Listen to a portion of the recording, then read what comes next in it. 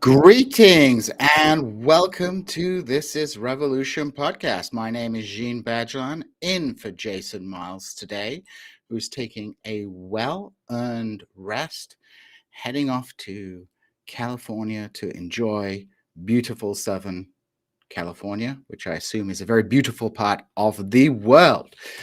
So before we begin today's show, I would like to remind people to like and subscribe, hit the bell. It helps us in the algorithm, of course.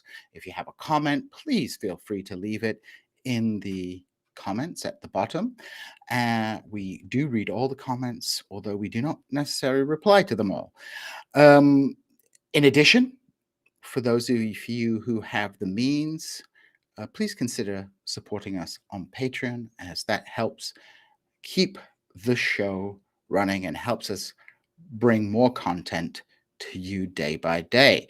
So today we will be talking to friend of the show, Chris Cutrone, but he will be coming a little later. And so before we bring in Chris, I'm going to bring in the guy you're all here to see, because you're not here to see me, the one, the only, Pascal Robert. How are you doing, Pascal? Peace and greetings to the chat. Peace and greetings to the audience. Peace and greetings, Jean Badgelan. How's it going? Everything good with you? Things are going well. It's nice weather. It's a little overcast, but it's not bad. So enjoying the southern Florida lifestyle. There you go. Looking forward to having this show on with Comrade Cutrone today. Comrade Cutrone, King of the Platts, as I like to call him, King of the Platts. Or Emperor of the Platts. There you go. But before we bring Chris on, because he has a few engagements and he'll be coming on later, we wanted to discuss some of the important issues happening around the world. And something we haven't really discussed much on this show are the current events taking place in France. As many people are aware, France has had in recent years quite a bit of social unrest, from the yellow vests to various strikes and protests. And of course, obviously the recent murder of this descendant of North African immigrants, I believe, in France, and a series of uprisings and riots and unrest in response to it. And Pascal shared with me today a clip from Emmanuel Macron, le président de la République française. Is that how you say it in French? Oui, c'est exactement. Ah, parfait. Président de la République française, Emmanuel Macron. Well, there you go. From Pascal breaking out the French, le long d'amour. So yeah. Get ready for that. So let's watch this clip, and then Pascal, you have some comments about it. So let's go. Here we go. Here's Emmanuel Macron and play. To the unrest the country at the start of July, because beyond the emergency response, these crises show that there's a real danger of national fragmentation and division. There's a need for authority, for respect, and legitimate expectations. And we'll have to come up with a response that is complete, meaningful, and nationwide. Well, for more, we can speak to Clovis Casale, standing by at the Élysée. Hello to you, Clovis. Tell us a little bit more about the message that Emmanuel Macron was trying to send. Well, first, everybody wanted to hear President Macron talk about the riots of recent weeks that shook the nation, and he did. He said that we will respond to the urgencies and that this new government will provide deep answers to address the causes behind these riots. President Emmanuel Macron saying that the local level was, of course, key, and therefore the government and the French state would be working hand in hand with mayors and with families, this in order to provide more opportunities and better access to education and culture to the youth in those disadvantaged areas of France where riots took place. So that was very much a key point for him to stress. Emmanuel Macron also speaking of the need for continuity and efficiency, and asking his ministers, the ministers of this new government, even though it wasn't a major reshuffle, only 2 new ministers for key portfolios, let's say, at the health and education ministries. Well, Emmanuel Macron, said that his ministers needed to work towards really changing the lives of the French people in order to show concrete results when measures are implemented, saying that very often when the government decides measures or put in place new laws, well, the French people don't really see in their day-to-day lives changes, and that needs to change. Clovis, tell us more about the challenges facing this administration moving forward. Well, the main challenges are very clear. Will the French people take to the streets in the coming months? Remember, for Emmanuel Macron's pension reform, it provoked, should I say, hundreds of thousands of people taking to the streets to demonstrate. And President Macron was very clear. I have a mandate. I was elected by the French people on a very clear manifesto, and that is to reform the country, and I will continue. At the same time, President Emmanuel Macron saying that he wants to reindustrialize the country, continue to create jobs. Emmanuel Macron saying that under his presidency, 1.7 million jobs were created. And the French leader also saying that his government needs to continue to fight social inequalities. So, if you will, a social democrat manifesto. That's the way he's presenting it, the French president. The French president also saying that, coming back to the riots, authority but hope need to be two of the guidelines to govern the country and handle the situation with these riots. A very important issue to address, but there are many more. He spoke of work as well as merit, progress, as well as fighting for the environment with greener energy. So a very broad speech today at the cabinet meeting where the French president outlined his vision for this new government. All right, Clovis, thank you very much. Clovis Casale, reporting from the Elysee. So that was a news report about Macron's response to the current crisis in France. So, Pascal, what are your thoughts on this? What does this tell us? What's really interesting to me about this story is that France is seeing a continuation of several internal kind of conflicts, right? We have the protests that come in the wake of this murder of this young, I believe he's Algerian young citizen at the hand of the police that caused a kind of Black Lives Matter-esque response, if you will. And for those who do not know, France is one of the countries in Europe that has one of the highest police to civilian death rate ratios in the European nations overall. So, and there is a long history of having these adverse relationships with the police, and particularly France's North African citizens, who disproportionately suffer the brunt of things like police incarceration and things of that nature.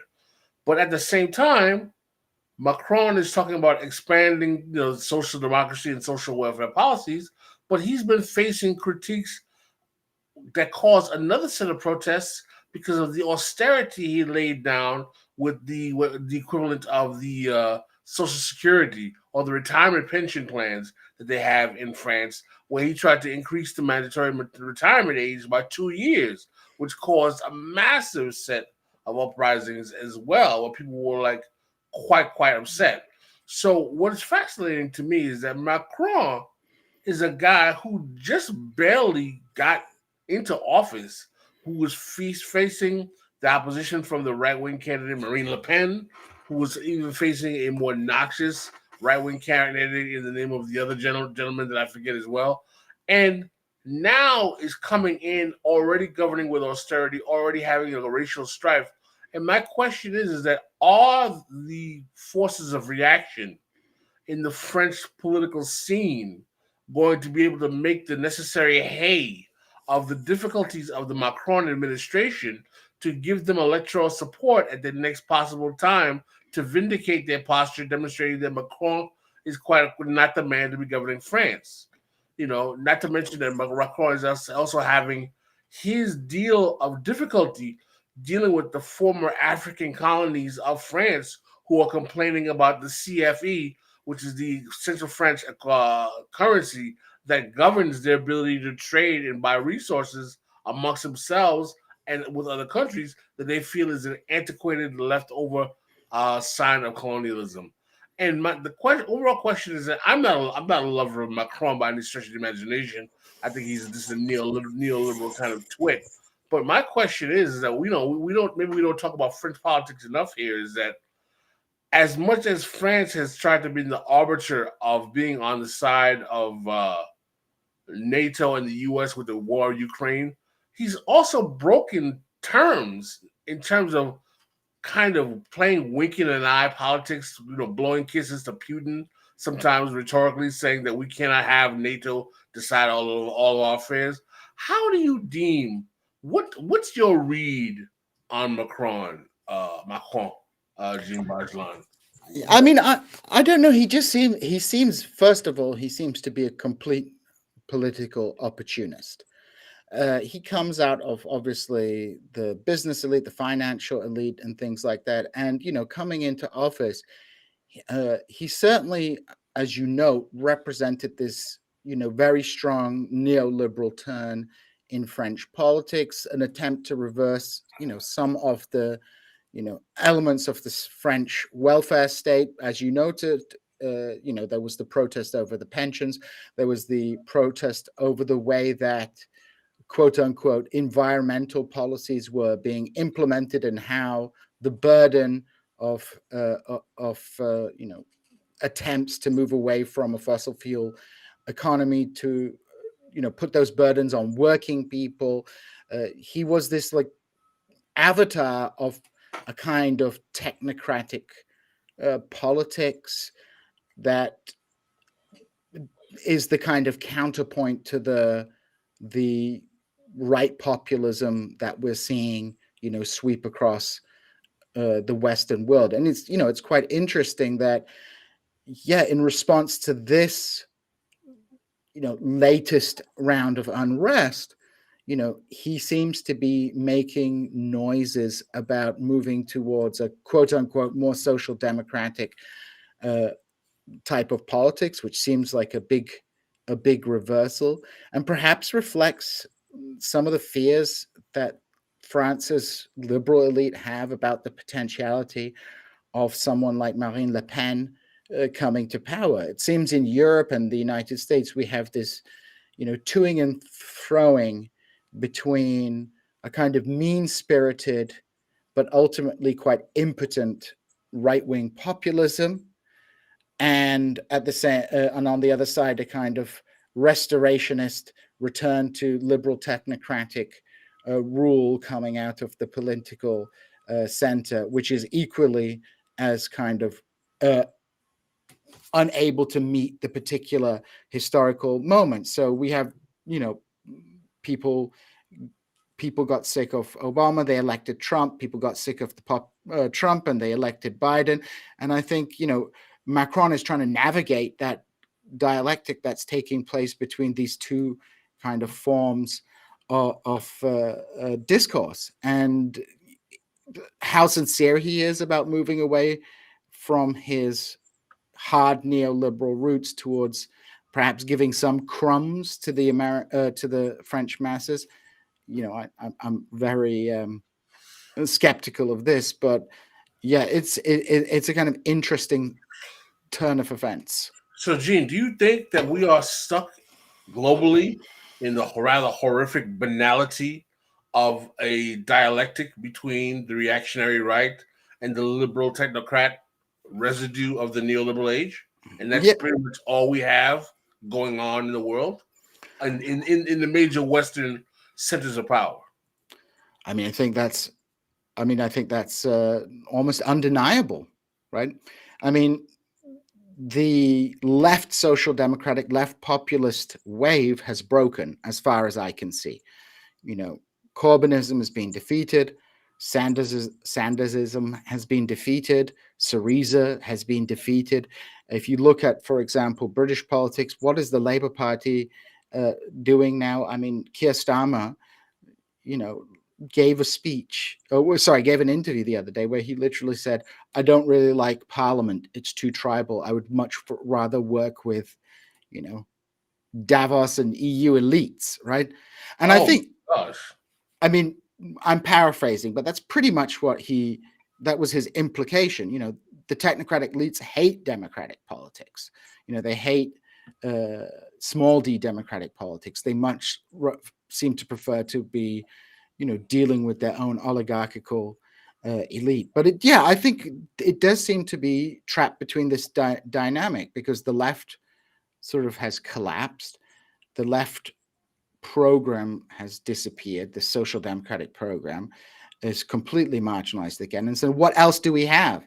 And I think, both the right-wing populism and the liberal technocracy do have some kind of popular support behind them, right? It's not like there's right-wing populism and neoliberal technocratic politics. One is genuinely popular and the other is not, but they both represent a kind of politics emanating from a significant social base in the society. I mean, what do you think, Pascal? I mean, first of all, can we talk about the tragedy of that banality, that we are stuck in an age where the political options are the reactionary right wing and the technocrat neoliberal? It's such the sheer lack of imagination that demonstrates for the political moment to have sucked up so much global space is a tragedy in and of itself. But I do believe that your overall analysis is correct. But for me, what becomes more questionable is that how popular are the neoliberal technocrats?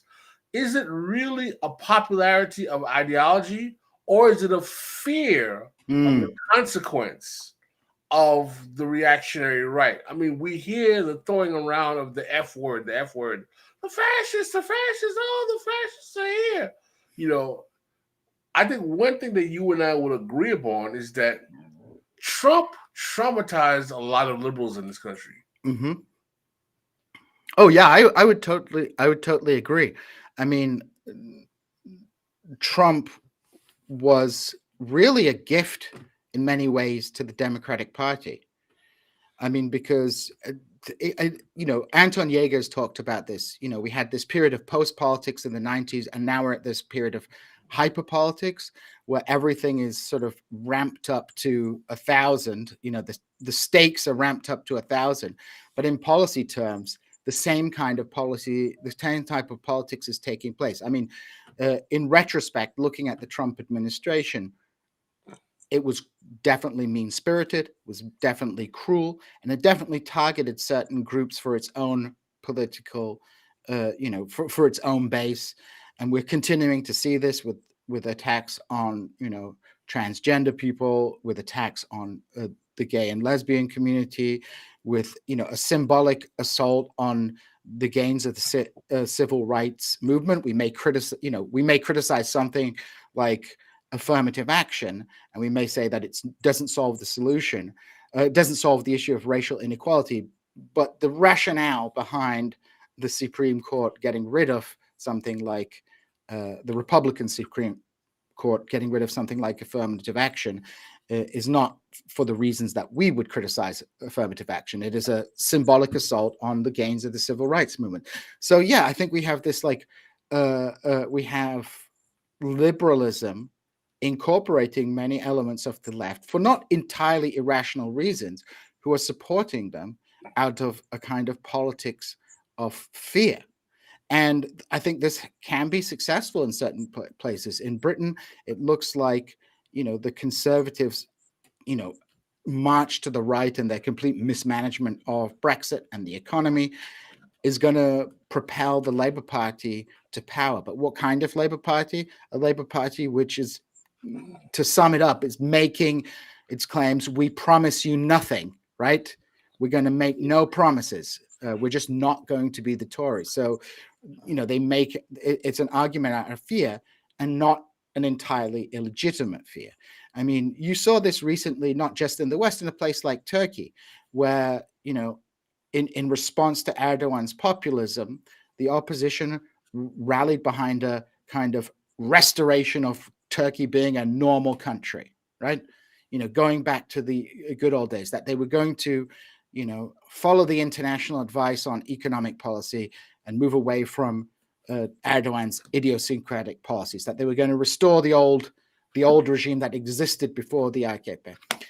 And it did quite well, but it didn't overturn Erdogan's rule. It just represented a kind of next step in the polarization of that society. So I think we are definitely seeing this kind of dialectic taking place. And I don't think it is actually just restricted to the countries of Western Europe and North America, but I think we do see it in other parts of the world.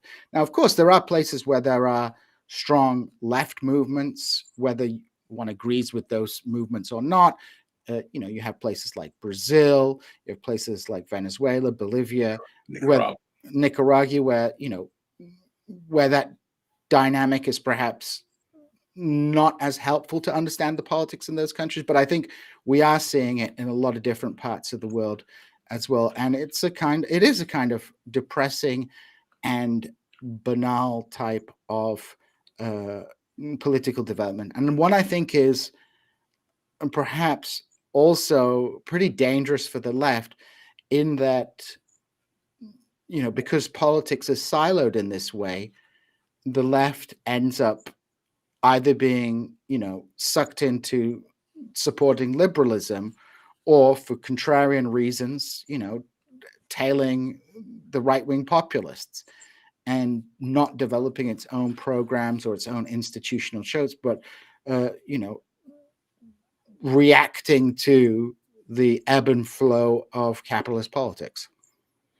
We actually see this in real time with personalities who are considered to be left media personalities pivoting their positions to actually follow the right-wing populist direction, either out of market share or belief that the left is not offering any kind of real alternative, or simply wagging the dog of the democratic liberal establishment in terms of what their responses are. One of the places that we see this kind of discourse often is in the war in Ukraine, which is a major kind of fractious talking point between the left and the right in online media spaces here. And what we see is that any left figure that is caught echoing the traditional kind of NATO State Department support for Ukraine is immediately dismissed as a Democrat shill or as a tool of the establishment.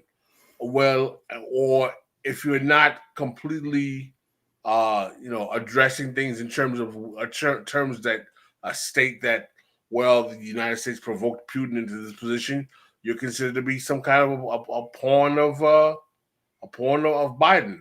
And the nuance is lost in all of this discourse completely, of course, we realize. But what's even sadder is that it's forcing content creators to take positions that may not necessarily be principled. Yeah, I mean, I think the issue, both in, let's say, left media and the left more generally in the United States and places like that, like Britain and France, I think the social democratic wave, let's say, of 2015 to 2020, which, provided, whatever you think of it, whether you agree with it or not, provided a kind of program for positive change, right? It provided a kind of idea of what we wanted. In America, there was like concrete things to rally behind. Medicare for all, which is, it's a capitalist reform, but you know what? I wouldn't say no to some better medical care in this country. And I think it would benefit, having more people be able to get their health care taken care of on a humanitarian level. But that program, that wave has like disappeared. It's either being absorbed into, mainstream center-left parties, which after that crisis that they had in the period of like 2015 to 2020, where there was this insurgent, let's say, old social democratic left resurgent, after that, they've seemed to have regained control, and they seem to be, offering nothing. The dreams, perhaps, of taking let's say, social democrats to take over what seemed to be kind of hollow center-left parties run by distant sort of apparatchiks and political opportunists, that hope is dwindling. So what's the result? Well, the total fragmentation of the left. And I think this, and it speaks to the topic we're going to be talking about today. I think, there's a kind of parallel between what happened to the new left in the late 60s and what's happening to what Chris Cutrone calls the millennial left now, is that, as the popular wave breaks, as the liberal establishment reasserts control, the left fragments. And so we end up with a kind of equivalent of the sectarianism that emerged in the 1970s, emerging now just in a kind of more debased and degenerate form. So rather than, 1,000 different Maoist, Trotskyist, Marxist, Leninists political formations, people are rallying behind different content creators, directing their energy into,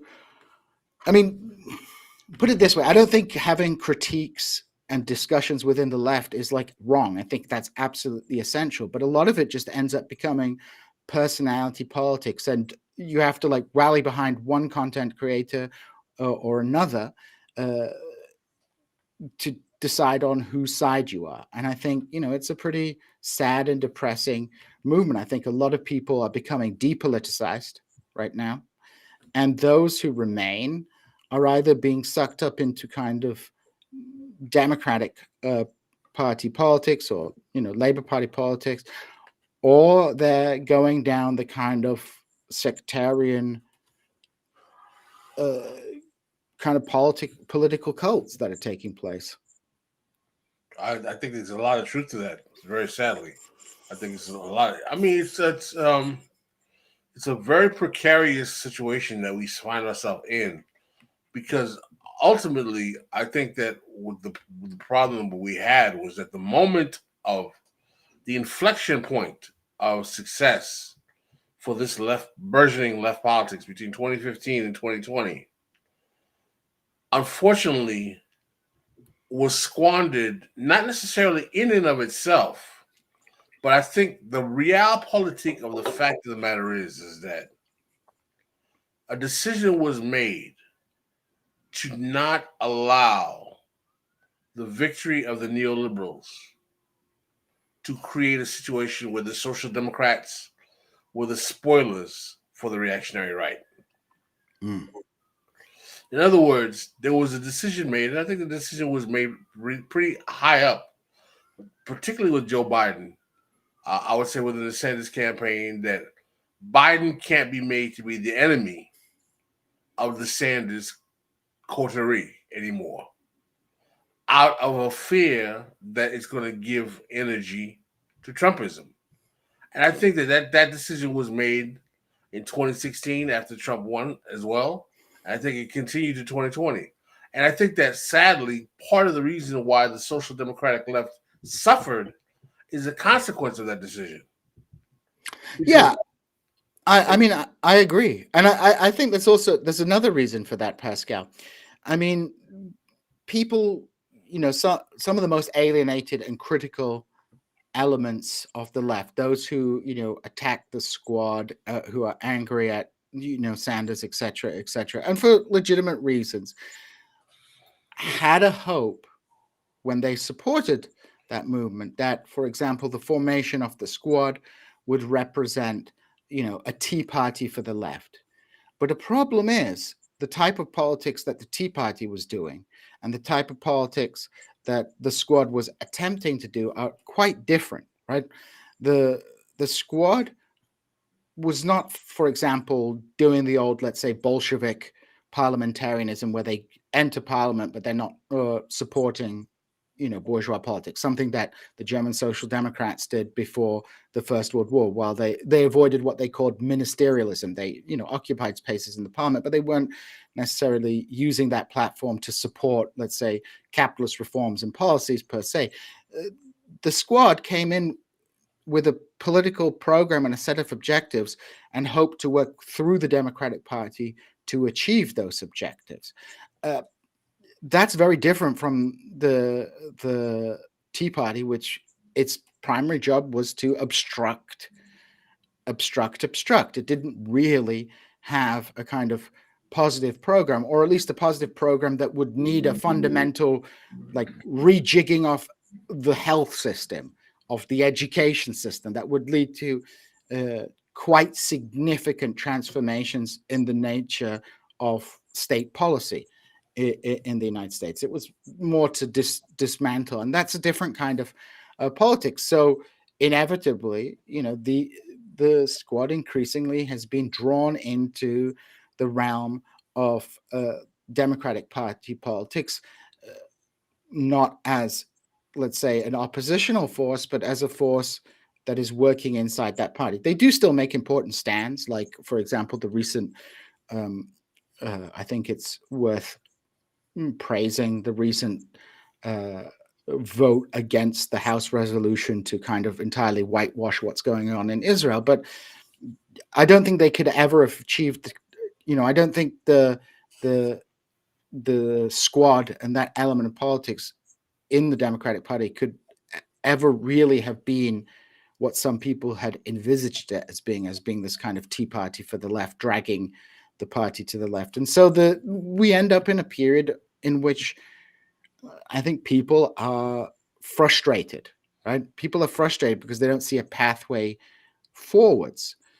And when you don't see a pathway forwards, I think we end up in a kind of politics, a kind of hyper politics, to use that term again, on the left, in which every single issue becomes a breaking issue. And it's not to say these issues aren't significant in themselves, but, arguing over whether we should support NATO or Russia in the Ukraine war, it's like completely abstract, right? Because it's not even as if we have any power to change any policy, right? And so it becomes a kind of like cheerleading kind of politics, which I don't know what the value of that is per se. And also, I think the fears on the left that criticism of Biden or the Democrats, or too harsh a criticism of Biden on the Democrats, is giving aid and comfort to the Republicans, perhaps also represents a fundamental distrust of the public's common sense, in a sense, like that people are stupid, and if we critique the Democrats, they'll be fooled into like voting for the Republicans. And I don't know, I find that a kind of, I guess I have a bit more faith in people to be able I definitely think that the lords of media in the respective political parties have a low belief in the faith and the capacity of the people to really understand a more meta level of messaging on those issues, and that they feel that they have to keep it dumb and simple. I mean, I also you see this replicated on the left in the sense, and I would emphasize this is the minority position in the left. This is not the dominant position, but those who are, basically whitewashing Russia's military intervention, in the sense that, I think they might believe, even if they, I think there are people who definitely buy into all the kind of Russian narrative of the war, but I think there are people who fear that trying to develop an honest assessment of what's going on in the Ukraine war, one which will implicate the Russian state, and that is going to bolster the pro-NATO line, because they don't trust people to be able to see like nuance. I mean, for me, it doesn't seem that difficult to say, look, we don't have political power. Therefore, we don't really need to, quote unquote, pick a side in the Ukraine war and say one side is right, one side is wrong. We just need to just say, like, try and understand and analyze what is going on in this conflict, what it means, because, this war is beneficial in many ways to both Russia and NATO, right? It serves to secure.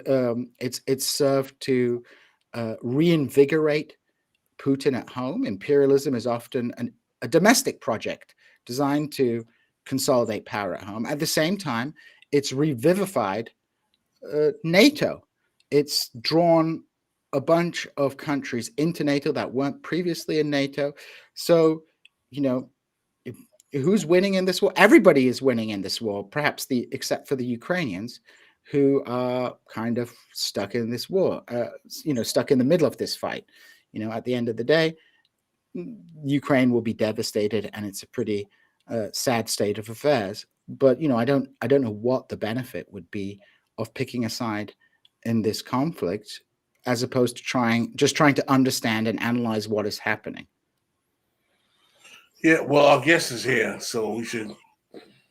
Yes. So I know you've all been waiting patiently. We have to discuss his new book, which I have here, which is let me show it to the camera, The Death of the Millennial Left, published by Sublation Media. The link is in the description. We have the one, the only, the king of the Platts, the empire of liberty that is the Platts. There's some great, I have to say, there's some great endorsements on the back of this book, which include, what do we have here? Pseudo-Marxist, pro-imperialist, academic claptrap, brought to you by the Spartacist lead. I could not give less of a shit about the socialist intelligentsia, Adolf Reed. What else? He's literally Hitler, the internet. So he is the one, the only Chris Cutrone. Chris, welcome to TIR, and thank you for joining us today. How are you doing? Good. How's it going? It's going well. So how's the reception to your book so far? Do people still think you're Hitler? Literally Hitler? Well, we'll see, right? Yeah.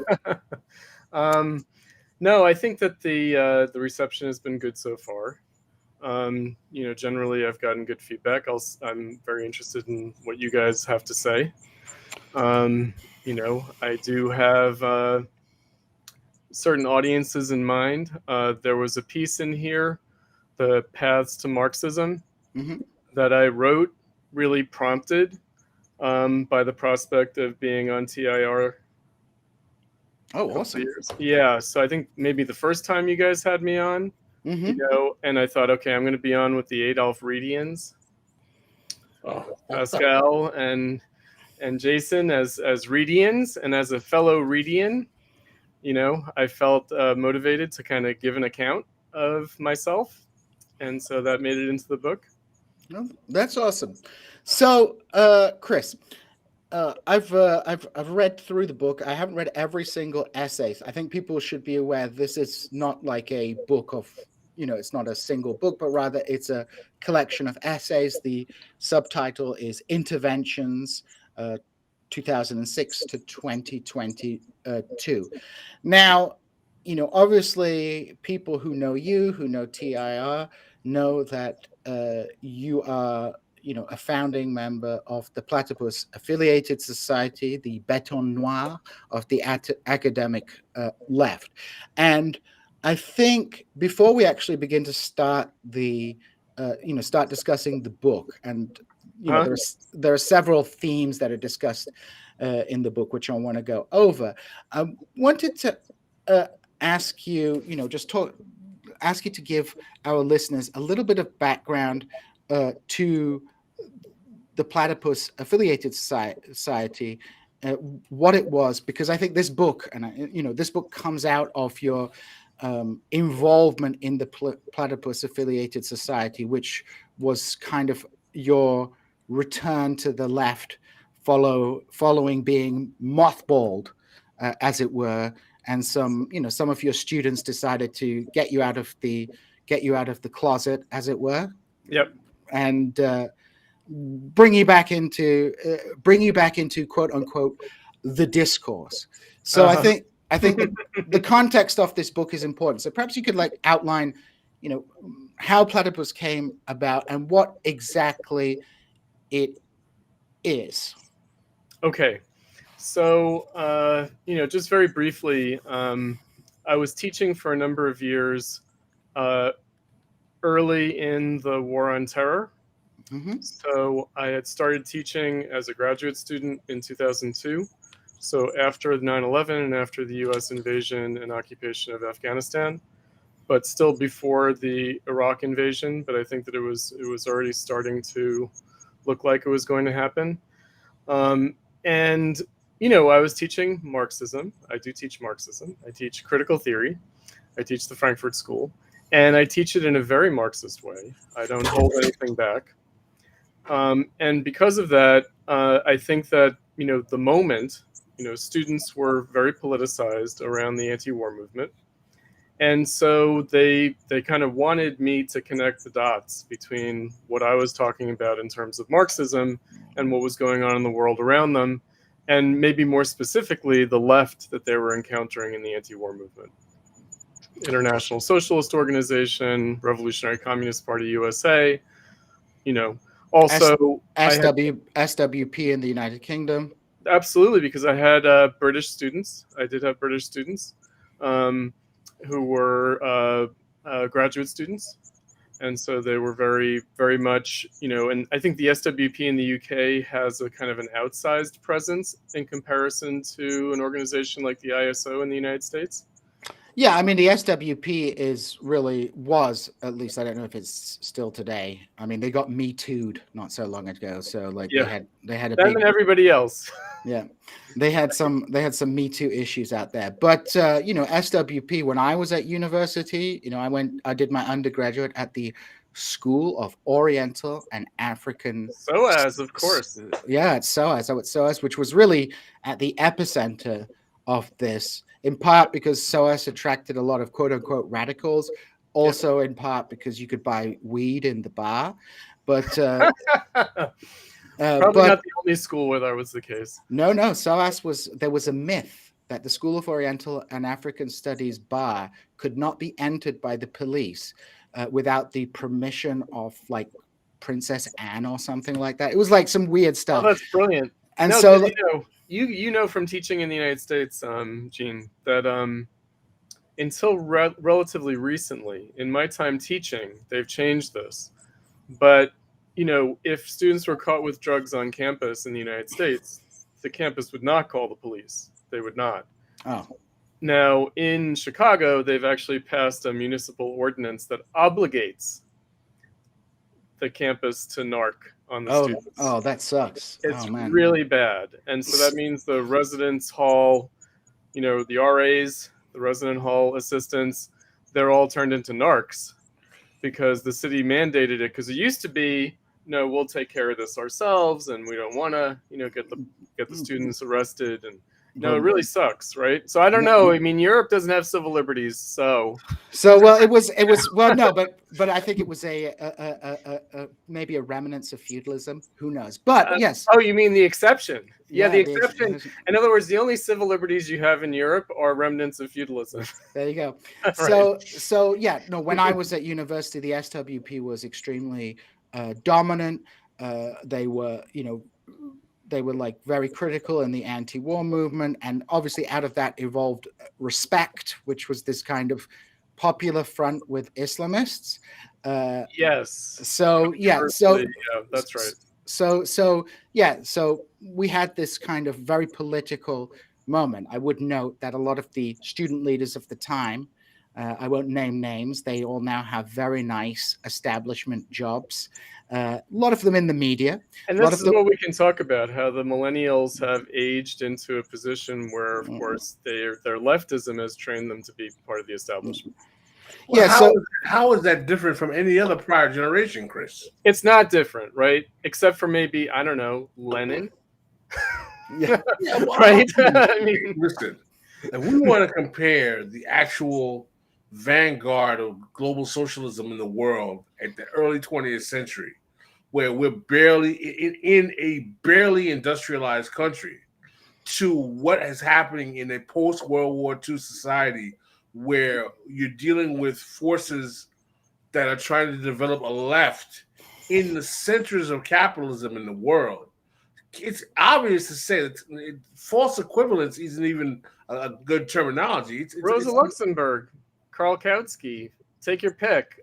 Keir Hardie, Eugene Debs. Right? What was necessary to survive in terms of being able to function as a leftist at the burgeoning socialist left of the early 20th century, and the options that are given to someone who wants to be a left-thinking person now. I know. I'm not trying to be uncharitable. I'm trying to lift the ambitions. You know, can we lift the ambitions of the young people? Can we give them something to inspire a long, hard struggle, which is what they'd have to do? Well, yeah. This is the thing, though. For example, I think you and I are relatively compatible in age. Yeah. Talk about how your teaching starts in Chicago. You teach at the University of Chicago, correct? Is that where you? Well, School of the Art Institute of Chicago, primarily.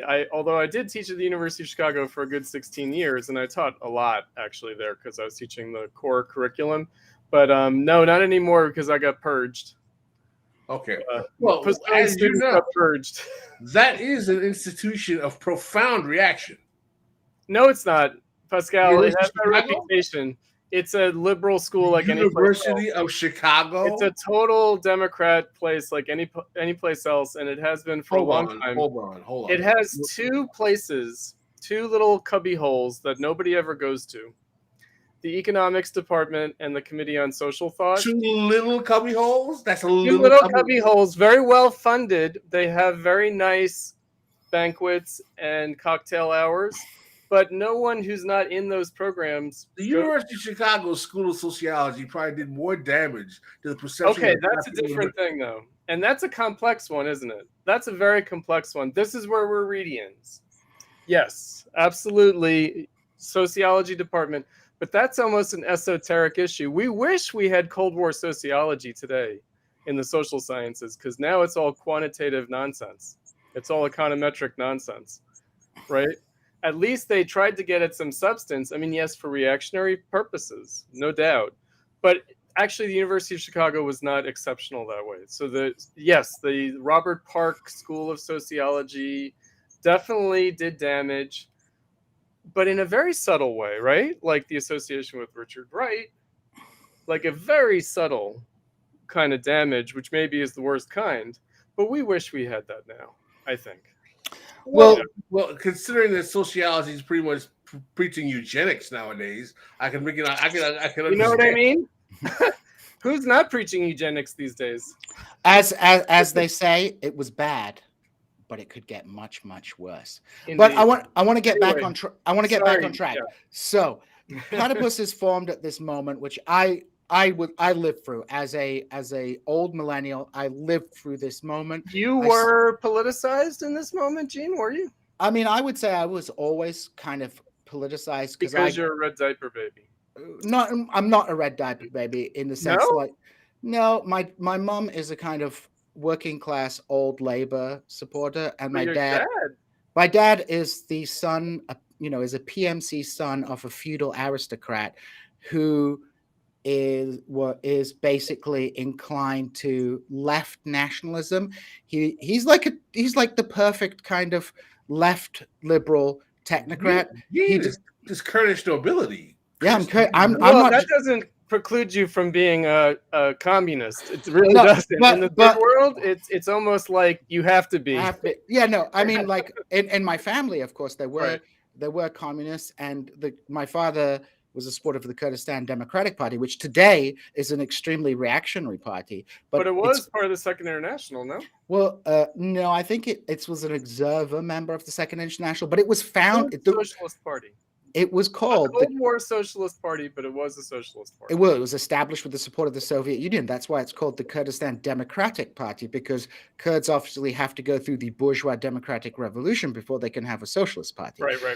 Anyway, just needling you a little bit. Go ahead. So I was like definitely brought up kind of politicized because, the Kurdish question was big and things like that. I was always interested in politics. But yeah, obviously going to university. I mean, even before university, I went to see SWP meetings in Hull. See what I mean? But who else did that? a few other people. You are a But precocious leftist. You were but I prepared. but I went to university, and yeah, like this moment was like a big moment of like more politicization, and was personally a difficult moment for me because as someone from Kurdish background, Well, yes. so like I could get behind saying no to war, but I often felt quite disgusted with some of You can't defend Saddam Hussein. I can't defend Saddam Hussein. Saddam Hussein, right? Because so let's like unpack it a little bit, because you guys have talked about Christopher Hitchens here before. Mm-hmm. And there's a through line, right? Meaning he was a consistent supporter of Kurdish self-determination. Yeah, I mean, there's a through line there. In other words, like his whole career, that was one consistent thing. And it's a big, I mean, in the United States, this is like an exotic issue, the Kurdish question. In Europe, not so much. No. I mean, in 1999, there was the capture of Abdullah Öcalan, and there was like massive mobilizations across Europe. People seized the Greece embassy. People went ape shit over that stuff, and that was also like something that was very much, in my mind during that period. But yes, I think I was perhaps like a particular case with my own particularities, but in general, what I saw was you were in a position to be somewhat more sophisticated than the rest of your cohort, but still politicized against the war. Yeah, still, and it was a personally difficult thing for me to do because, of course, my own community was like, "What the fuck are you doing?" My dad was literally on TV. He was like the BBC's guy to find like Iraqis to support the war. It was like a personally difficult time for me to go through for like political reasons. But in general, I think it certainly was a moment of politicization on a vast scale. People hated George W. Bush, and people hated the war. Yes. That's really the point. So, I would offer that if Al Gore had been elected instead, of course 9/11 would have happened, and of course Afghanistan would have happened.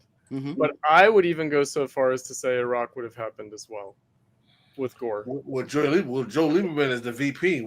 I don't think you might. Well, I mean, Joe Lieberman, yes, but also just Al Gore, because the sanctions regime was enforced by the Clinton administration. Very militantly. The way I like to put it is that the U.S. invaded in 2003, but it was at war with Iraq since 1991. Correct. Uninterrupted, right? Like bombing every day, no-fly zones. Sanctions. Right? Sanctions for sure. But, we know that the naive children think that economic warfare is not warfare. So let's grant that we're only talking about bullets flying and bombs dropping and missiles launching.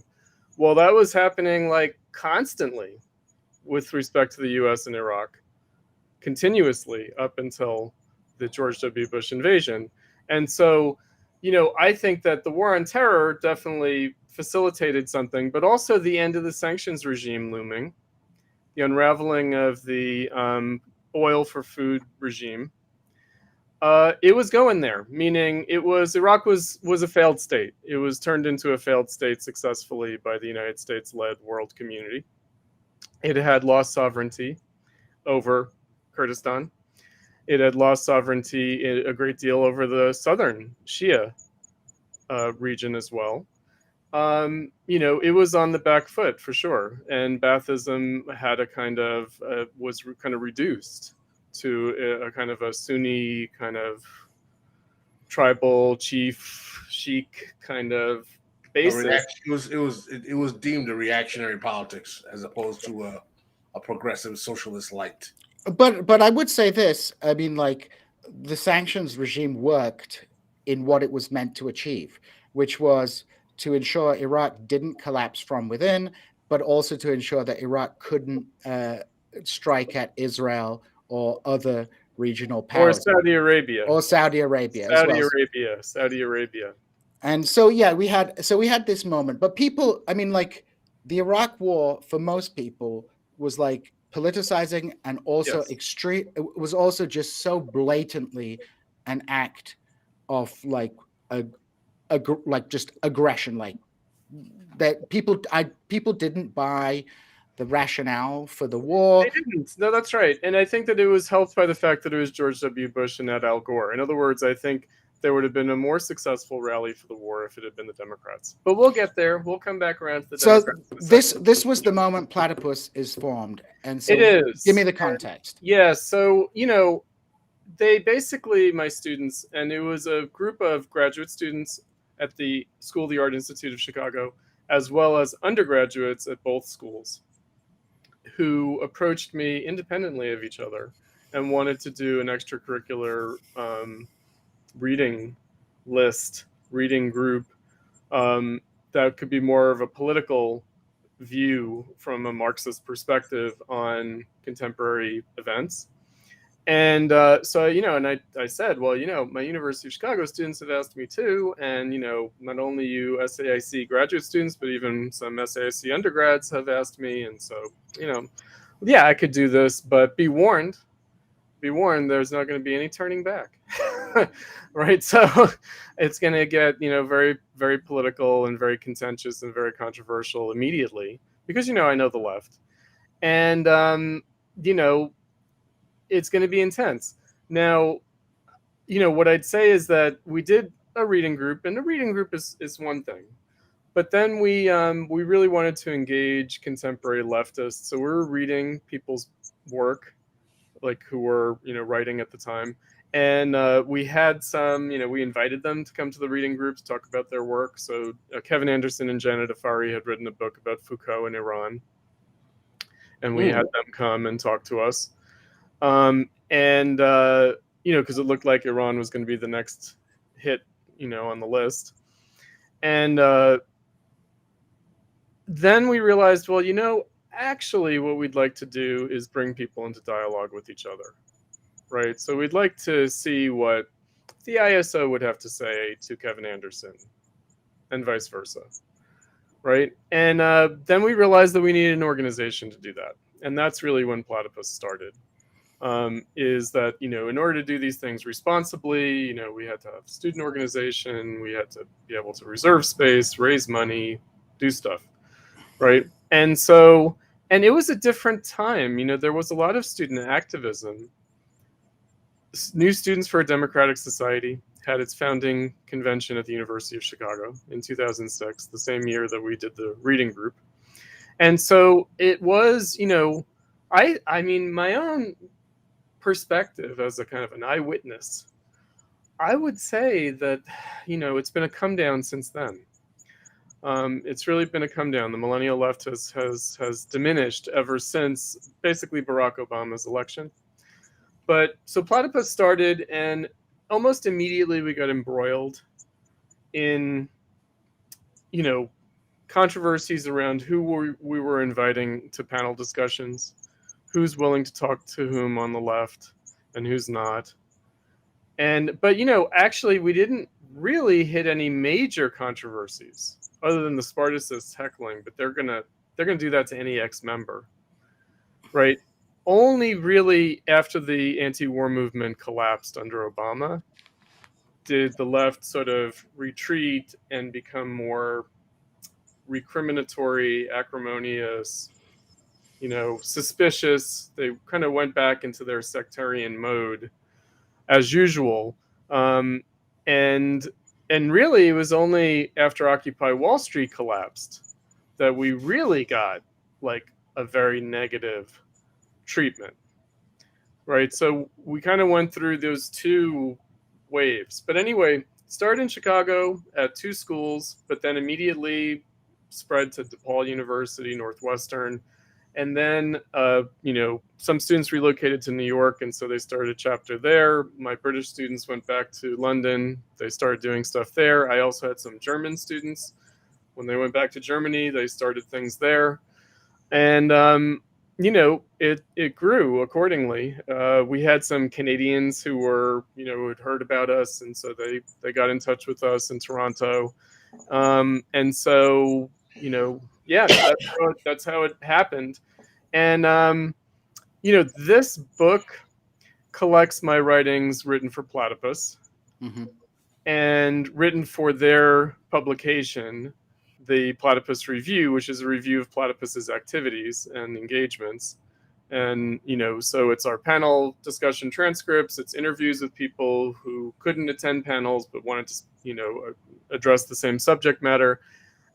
Young student activists writing articles on their experience. And then, that became a thing. And I started writing for that just to be in the mix and to sort of, get them to think, kind of curate the left in my own way. And it really, this, like I said, this book kind of goes through the anti-war movement, goes through the Great Recession, Obama's election, and then takes us all the way up to Black Lives Matter, Trump, etc. Right? Yeah, because the book is divided into several kind of sections with essays on particular, essays organized thematically. You have the Great Recession, Trump, the War on Terror and the Arab Spring, the Black Question in the United States. These are the kind of things. And I understand this is the first half of like a two parts. The second one will be more theoretically orientated. So, the way I've been, I've read not everything in this book. I've read chapters and essays in different sections. The way I see this book is it's a kind of record of your engagement with the millennial left. And also, this is my hot take. It could have been titled "How I Failed" by Chris Cutrone. Sure. Because it's also a kind of record of like a kind of inability also to intervene and change the trajectory of the left. So obviously the millennial left is kind of a key concept in this, and Pascal has hinted on this. Can you talk about why do you frame it as the millennial left per se? Go ahead. Also, possible, can you define the millennial left? Because one of the things that's very important for me to really clarify to a lot of people who don't remember or forgot is that many of these so-called millennials were hardcore Obama supporters when he originally posted his candidacy in 2008.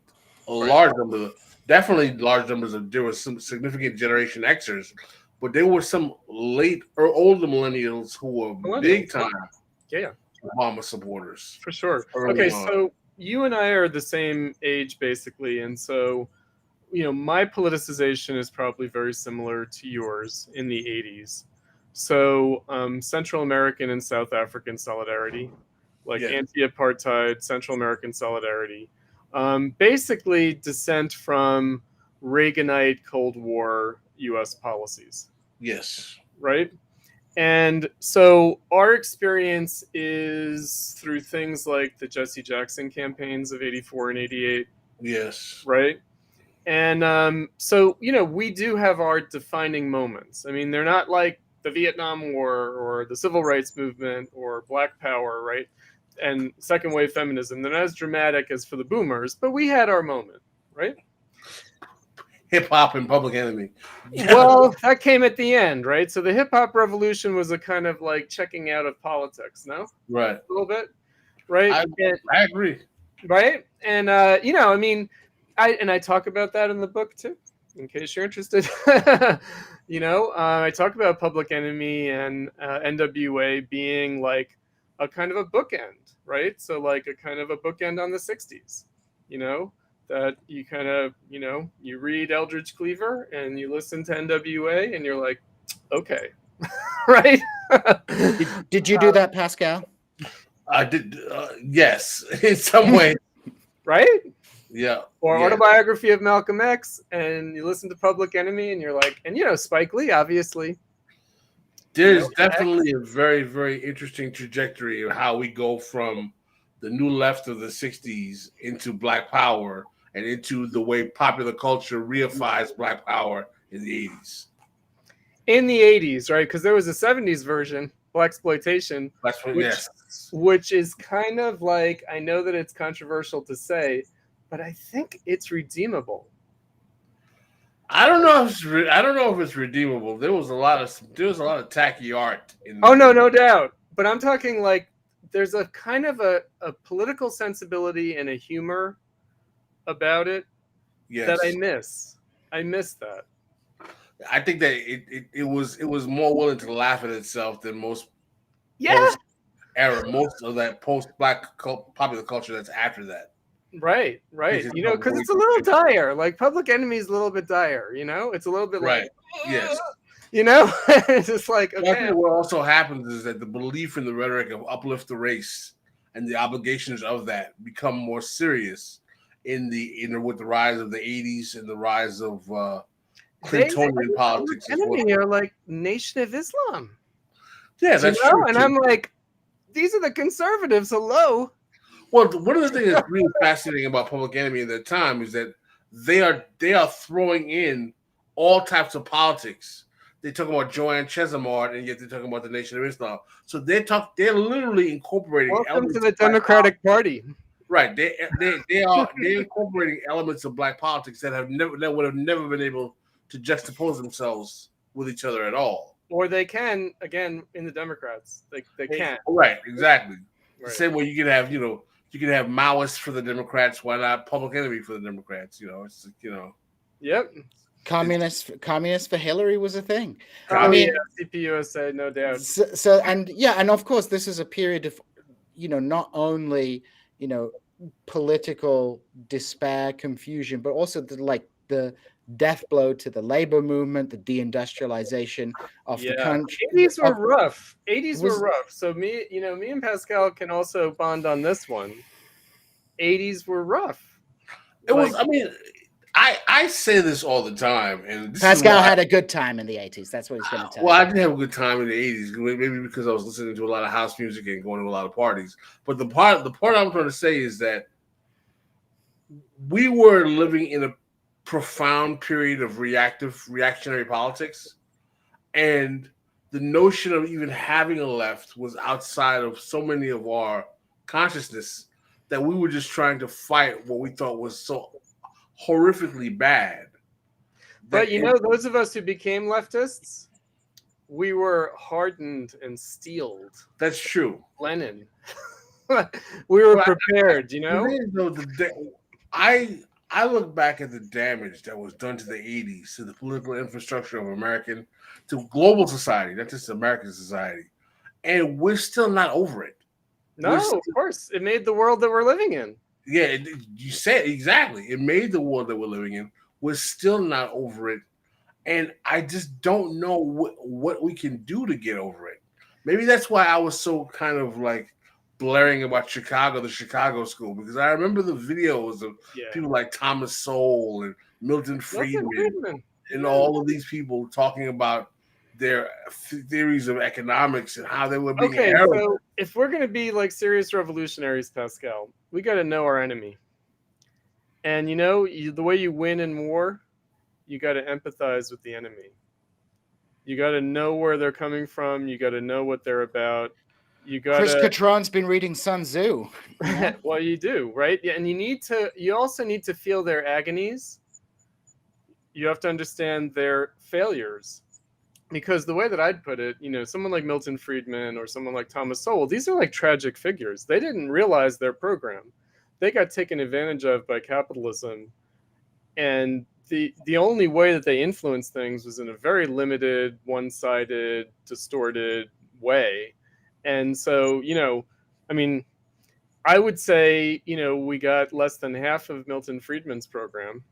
I mean, it's just like what happened to Keynes in the New Deal. Oh, for real? Yeah. Like, people go, "Oh, the New Deal was a Keynesian project." I was like, was "No, not. it wasn't. It wasn't." Like, and I talk about that in the book, by the way, yes. in case you guys are interested. Yeah, no, I saw, that's why I brought it up. I mean, this is what happened to Keynes. People call the New Deal a Keynesian project, but it was not based on Keynesianism. And it's only in retrospect that Keynesianism was mobilized to provide a kind of intellectual rationale and veneer for what was happening already. And the same with Friedman and Sowell. That's the same with Friedman and Sowell. They become post hoc kind of they serve as intellectual window dressing. Yeah, window dressing for what the capitalist elite wanted to do anyway. Right. In a more groping. And it's sad to be an intellectual and be turned into someone who's giving a rationale for things. that's like a deep tragedy as far as I'm concerned. I don't know. You know, I mean, that's why I see Thomas Sowell as a kind of pathetic figure as well. Yeah. You know, that he's like he's just like wheeled out in order to ration out the latest shenanigans. But yes, you guys, but that's like, the right, like classic boomers, as classic boomers do, reminiscing over the good old days. Let's get. We got off the topic. So, like, all right, what's millennial left? Let's talk about millennial left. What would define the millennial left? So, just as we had our formative experiences as Gen X, the millennials had their formative experiences, and that would be the War on Terror, the Great Recession, you know, Occupy Wall Street, the Bush and Obama presidencies, and then finally at the end, the Trump election. You know, and also the resuscitation of identity politics from the 60s, the resuscitation of a kind of second wave feminism, Me Too, and a kind of ersatz Black Power, Black nationalism, Black Lives Matter, right? And yeah, and I would add one thing to that as well. Growing up in the 90s. And why I say growing up in the 90s is because in Western countries, and also in some, you know, like developing world, developing world as well, this was not everywhere in the developing world, not in, for example, large parts of the former Soviet Union, but in parts of the developing world, you know, it was a boom in prosperity. There was a boom in prosperity. There was like, and as a teenager, there was an assumption things are just going to get better. From here. There was like your parents in the beginning of the 90s, you know, couldn't afford a holiday to Spain. By the end of the 90s, you could save up your pocket money and fly off to Spain for a dirty weekend in Ibiza. You know, like there was a kind of optimism, and we came of age, and one by one, the certainties of what we'd grown up with were like tripped,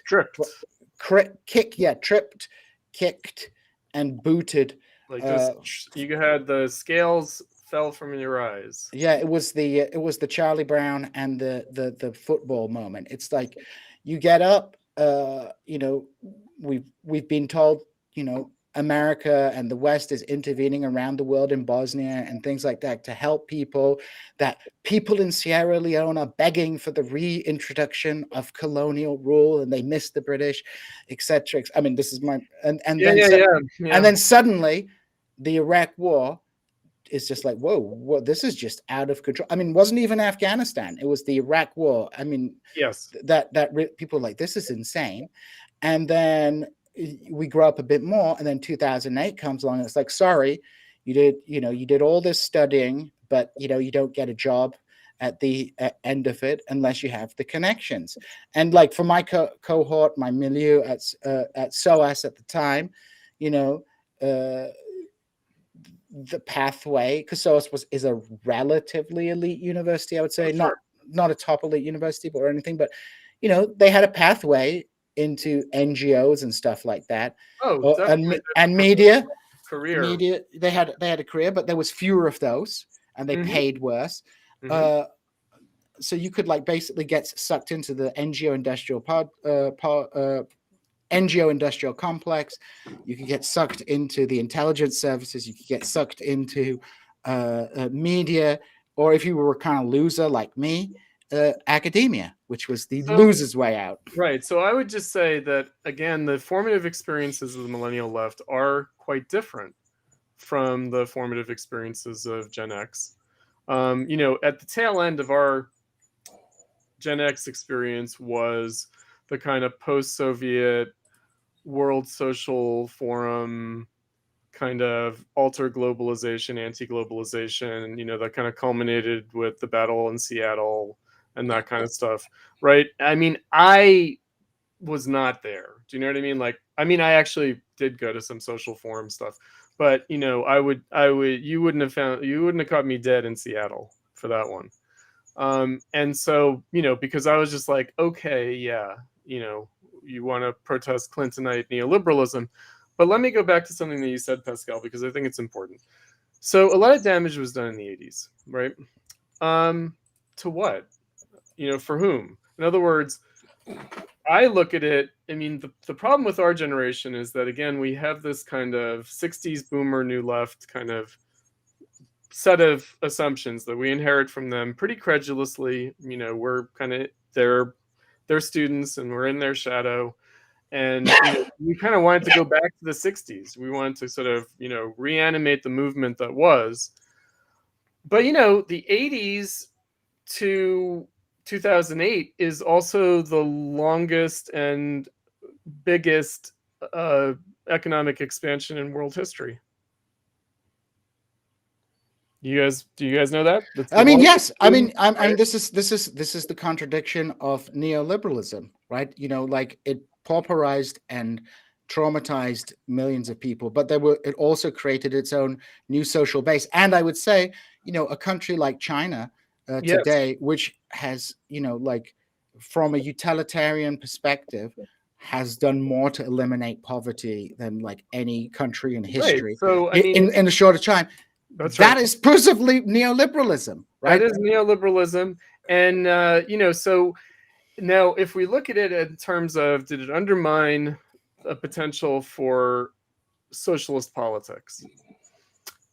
Maybe, maybe not. In other words, I would have assumed, like everybody else, oh yeah, the workers' movement was decimated and the struggle for socialism was set back, right? I feel like I owe it to the younger people, to the millennials and now the Zoomers, to say no, right? In other words, new conditions for the struggle for socialism were created. And the problem with the left is that it hasn't been true to those new conditions. And it's tried to go back to the old conditions. It's been living a kind of a repetition, a rehash, a nostalgia. I mean, we have terms from the millennial left: LARPing, live action role playing. But live action role playing according to a certain script, and that script is a 60s script, right? And that's just not the world that actually, Pascal, you and I really came up in. In other words, by the 80s, things had already changed. And yet we were, I mean, it's like what Adolf says, right? Like, everything has changed about Black politics since 1965, except the way we talk about it. Correct. Right? Everything has changed except the way we talk about it. What that means is fuck the way we talk about it. Just forget all that shit, right? And let's look at what's changed, because everything has changed. And I think the way I put it in the book is, the problem with Black Lives Matter and Afro-pessimism and Black nihilism is that it mistakes 40 years of deindustrialization for 400 years of slavery. That's a very profound statement. I remember when you said that, because I, as you probably know, detest almost all of those phenomenon vehemently.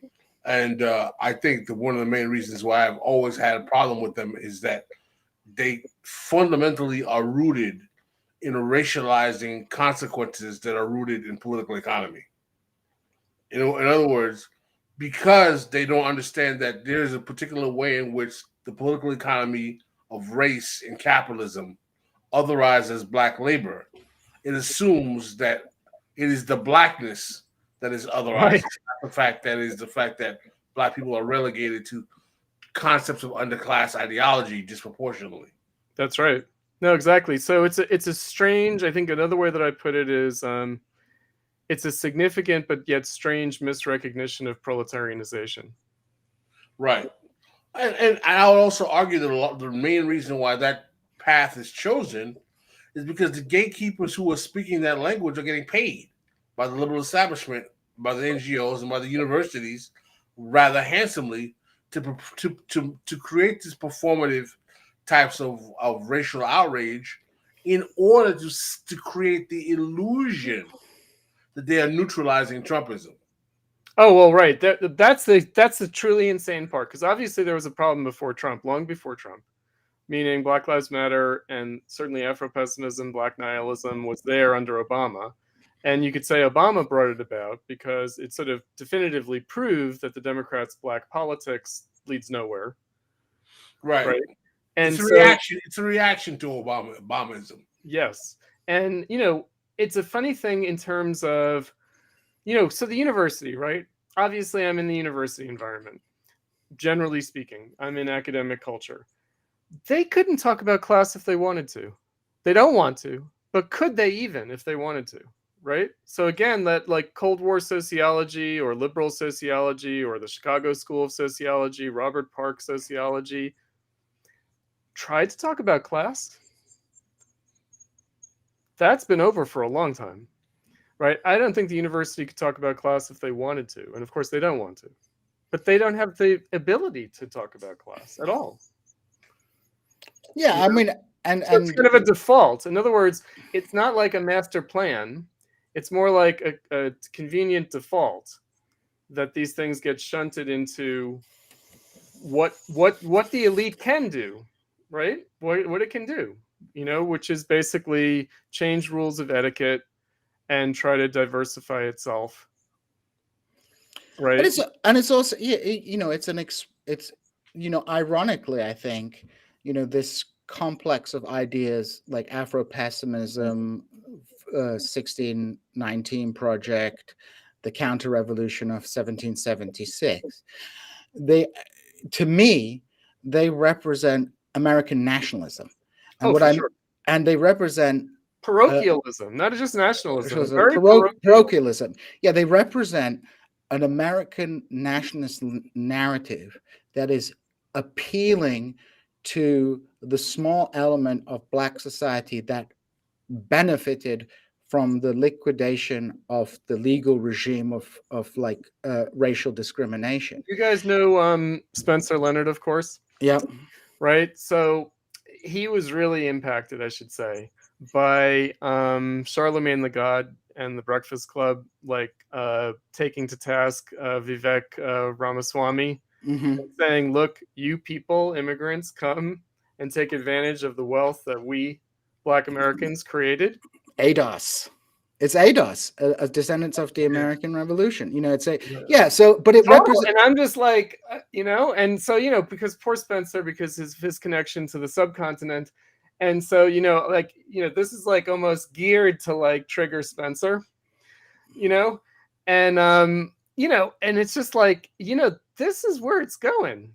Yeah, I mean, this is where this is where it's at. Right, this right. Where it's going. This is where it's at. What's his name? All 1619 Project, the Ta-Nehisi Coates stuff, all that stuff, is just the liberal version of ADOS, which is the conservative version of a narrative of American nationalism, which presents the slavery at the center of it, in order to make specific political demands of a share of the state. I would actually go farther and say it's not even American nationalism. It's a particular form of American exceptionalism. Yeah. It's a particular form of American exceptionalism that basically says that everything about America will be okay as long as we got our cut. As long as right. The only problem with this history is that we didn't get our cut. And if we got our cut, everything will be okay. Now check it out. Okay, so obviously there's a long intellectual and even political, really pseudo-political tradition informing this. But really it's a post-2008 thing, right? Which is that Black middle class assets were devalued more heavily than white middle class assets. Correct. Right after 2008, and so it's very specific. It's very. Let me tell you something, Chris. What you're highlighting is so important. Is that these politics are a consequence of the failure of Obamaism to live up to the political expectations that the Democratic Party set in the consciousness of Black voters for what they were going to get out of that purely neoliberal presidency. Yep. Right. And what was in this way, and it didn't. What was the most one of the things that I found the most offensive about the Obama charade was how much it would traffic in civil rights rhetoric and discourse to validate the enterprise. It was the voice. It was so absolute, because I was writing for a Black Agenda Report at that time, and we were, both my friends and mentors, Bruce Dixon and Glenn Ford, had seen this machine coming. Oh yeah, and what the machine and its product. What was disturbing about it was the extent of the cruelty the ruling class was demonstrating to the sentiments of Black people's emotional desire for validation in the American project by creating this Frankenstein and using it to protect the worst exegesis of neoliberalism. Right. So, I mean, okay, so you know that I'm not going to be true to myself if I don't stand up for American exceptionalism. Because the American Revolution is the only one that's still going. Well, China, maybe. But the American Revolution is the one. You're not going to get a lot of awards from me in terms of celebrating American exceptionalism. No, but in truth, there is an exception, and the exception is the revolution. The exception is not American capitalism. It was a bourgeois revolution. Yes. Oh, no, but it's still going, Pascal. In other words, what do you think all the immigrants are coming to? What do you think they're fleeing? They're coming because it's easier to get a nice house in the suburbs and a McMansion in America than it is in Bangladesh. And it's also freeing them from a lot of bullshit. It's freeing them from, it's been going on for a long time. The Irish were fleeing the bullshit in Ireland. The driving force behind the immigrant fascination with America and Americanism, trust me, it's not the home of the free, land of the brave rhetoric. It's about the money, man. Well, it's about the money, but yes. However, so I'm married to an immigrant, and I can tell you he came here to be free in a way that he can't be back there. I'm not denying that. And that's just real. When you talk to anybody, a random cab driver. Let me try and square this circle here. I think the money is obviously, I would say, the primary motivation. I think, people are fleeing their homes, primarily because the situation economically is poor and also socially, politically. If you're a gay person in like a Muslim majority country, if you're a woman, even true. But I would say, people can flee to Europe and people can go to America. But there is something a little different in America, in that in Europe, can you really ever truly assimilate? Can you ever become a European? No. Can you ever? No. Not to the same extent as in America, I would say. I think European middle classes like to see themselves as superior to Americans, and certainly, there are things I would like in Europe. Like, I don't like living in America. So let me follow up on the American exceptionalism and the revolution. It's a bourgeois revolution whose only value, in my view, I'm a hardcore Marxist. The only value of the bourgeois revolution is if it takes us to socialism. Otherwise, it just puts us in capitalism, and then it's kind of a wash, right? Is it better or worse than what came before? Better in some ways, worse in other ways, right? And so it's to be redeemed, and it's to be redeemed according to that sentiment, the sentiment of freedom. But if it doesn't take us to socialism, then yeah, it's kind of like whatever. That's right. I agree. Well, again, we've been sidetracked to the Cutronezone again, but let's get back to the millennials. And the millennials. The millennials, look, Students for a Democratic Society. Why were the millennials the new Students for a Democratic Society? What the hell is Students for a Democratic Society? Is this like some Cold War social democratic thing, Cold War liberal thing? What the hell is that? What kind of violence did the SDS have to do to itself when it got taken over by Maoists or went in a terroristic direction with the Weather Underground? What kind of self-flagellation was involved in the kind of dialogue between the SDS and the Black Panther Party? They were very Americanist. They were like very much about fulfilling. And, let's not forget that the civil rights movement were the new abolitionists. And a lot of it had to do with the centenary of the Civil War. A lot of it in the 60s, like the civil rights legislation. It was very much like, it's been a fucking 100 years. right? Well, let's not forget that the civil rights legislation exists within a Cold War context as well. I mean, I'm not saying, I know. Yeah, I know. However, right? The movement.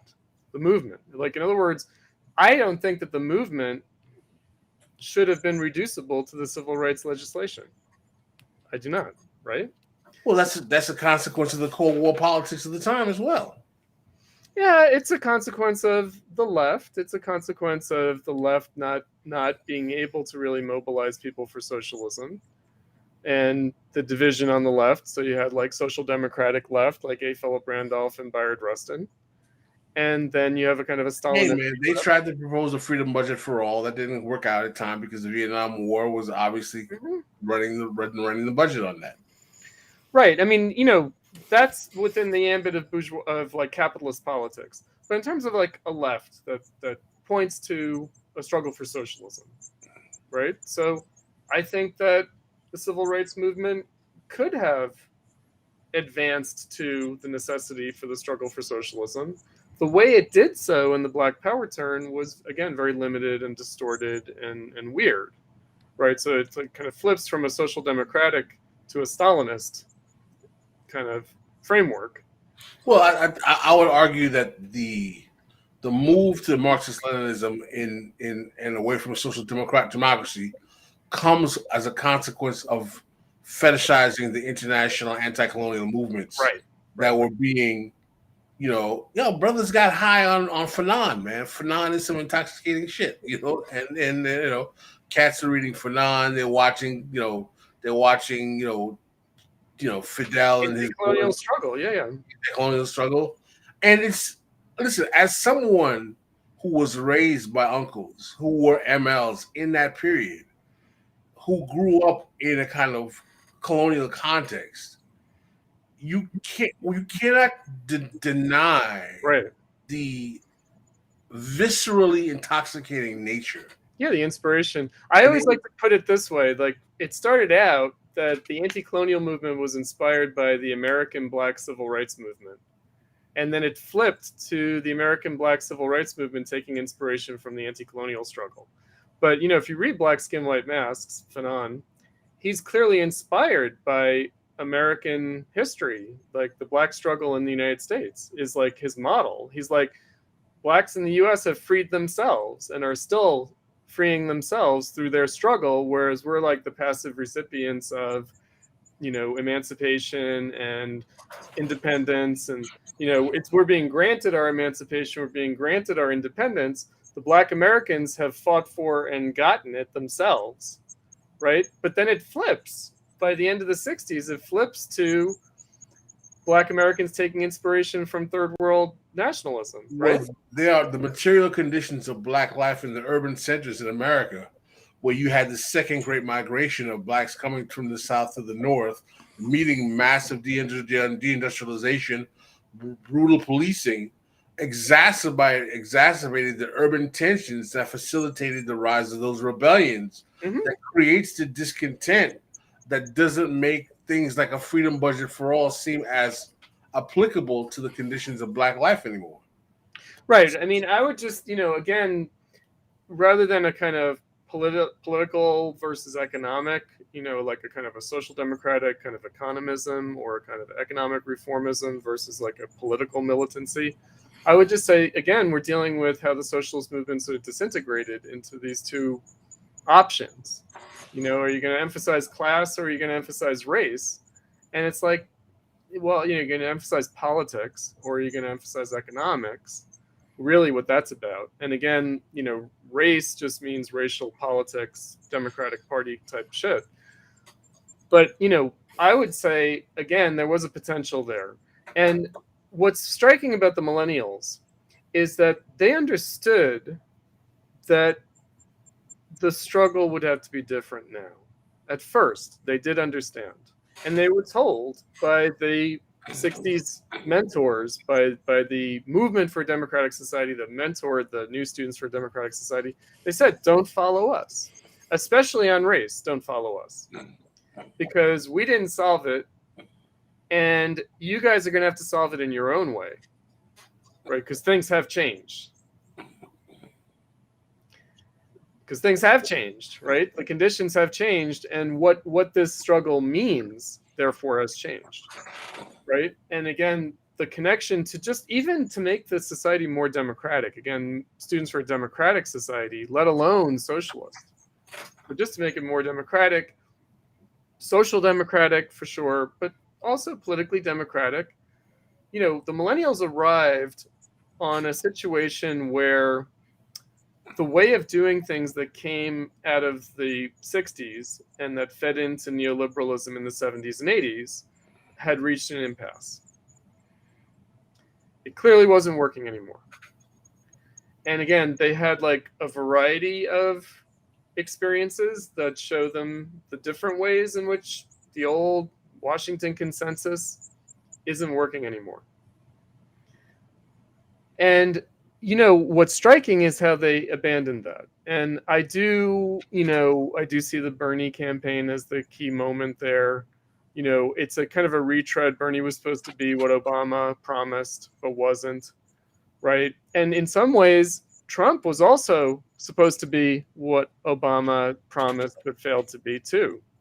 And, you know, so there's it. And, you know, Gene, what you said, you know, like, make America great again means going back to the 90s, having a fair shot for the working class. That really means the 90s. It's like, can we put this thing back together again? American capitalism, global capitalism. I mean, it's hard for me to swallow that when you say that it really means the 90s, because the 90s to me means NAFTA, it means GATT, it means massive deindustrialization. It means many of the policy initiatives that lend us to what we get after the 2008 crash. I mean, we can make the argument that between the 1980s and 2008, yeah, we have massive growth in terms of American economy. I would argue that that's because the way in which the state interfaces with the political economies of the world definitely has some redistributive effect. Wait, but let me also like marginal taxes go down significantly. Oh, yeah. And let me jump in here to perhaps square this. I think what we're missing is like who formed the social base of the millennial left. Yeah, that is a critical point. So deindustrialization, and I saw this like when my parents moved to Hull in the 80s. I grew up in a town that was devastated by deindustrialization. The product of that for the working class was lumpenization, council estates, and depoliticization. The union institutions were hollowed out. The socialist clubs were hollowed out.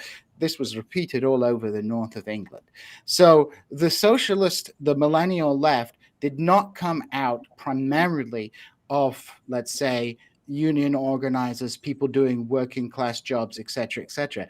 It came out of the downwardly mobile children of the, professional managerial class, people who, lawyers, things like that, people who were brought up in a middle class lifestyle, who told that you can do anything, just work hard, education is the solution. And then this class, which formed the basis of the millennial left, suddenly saw that taken away from them.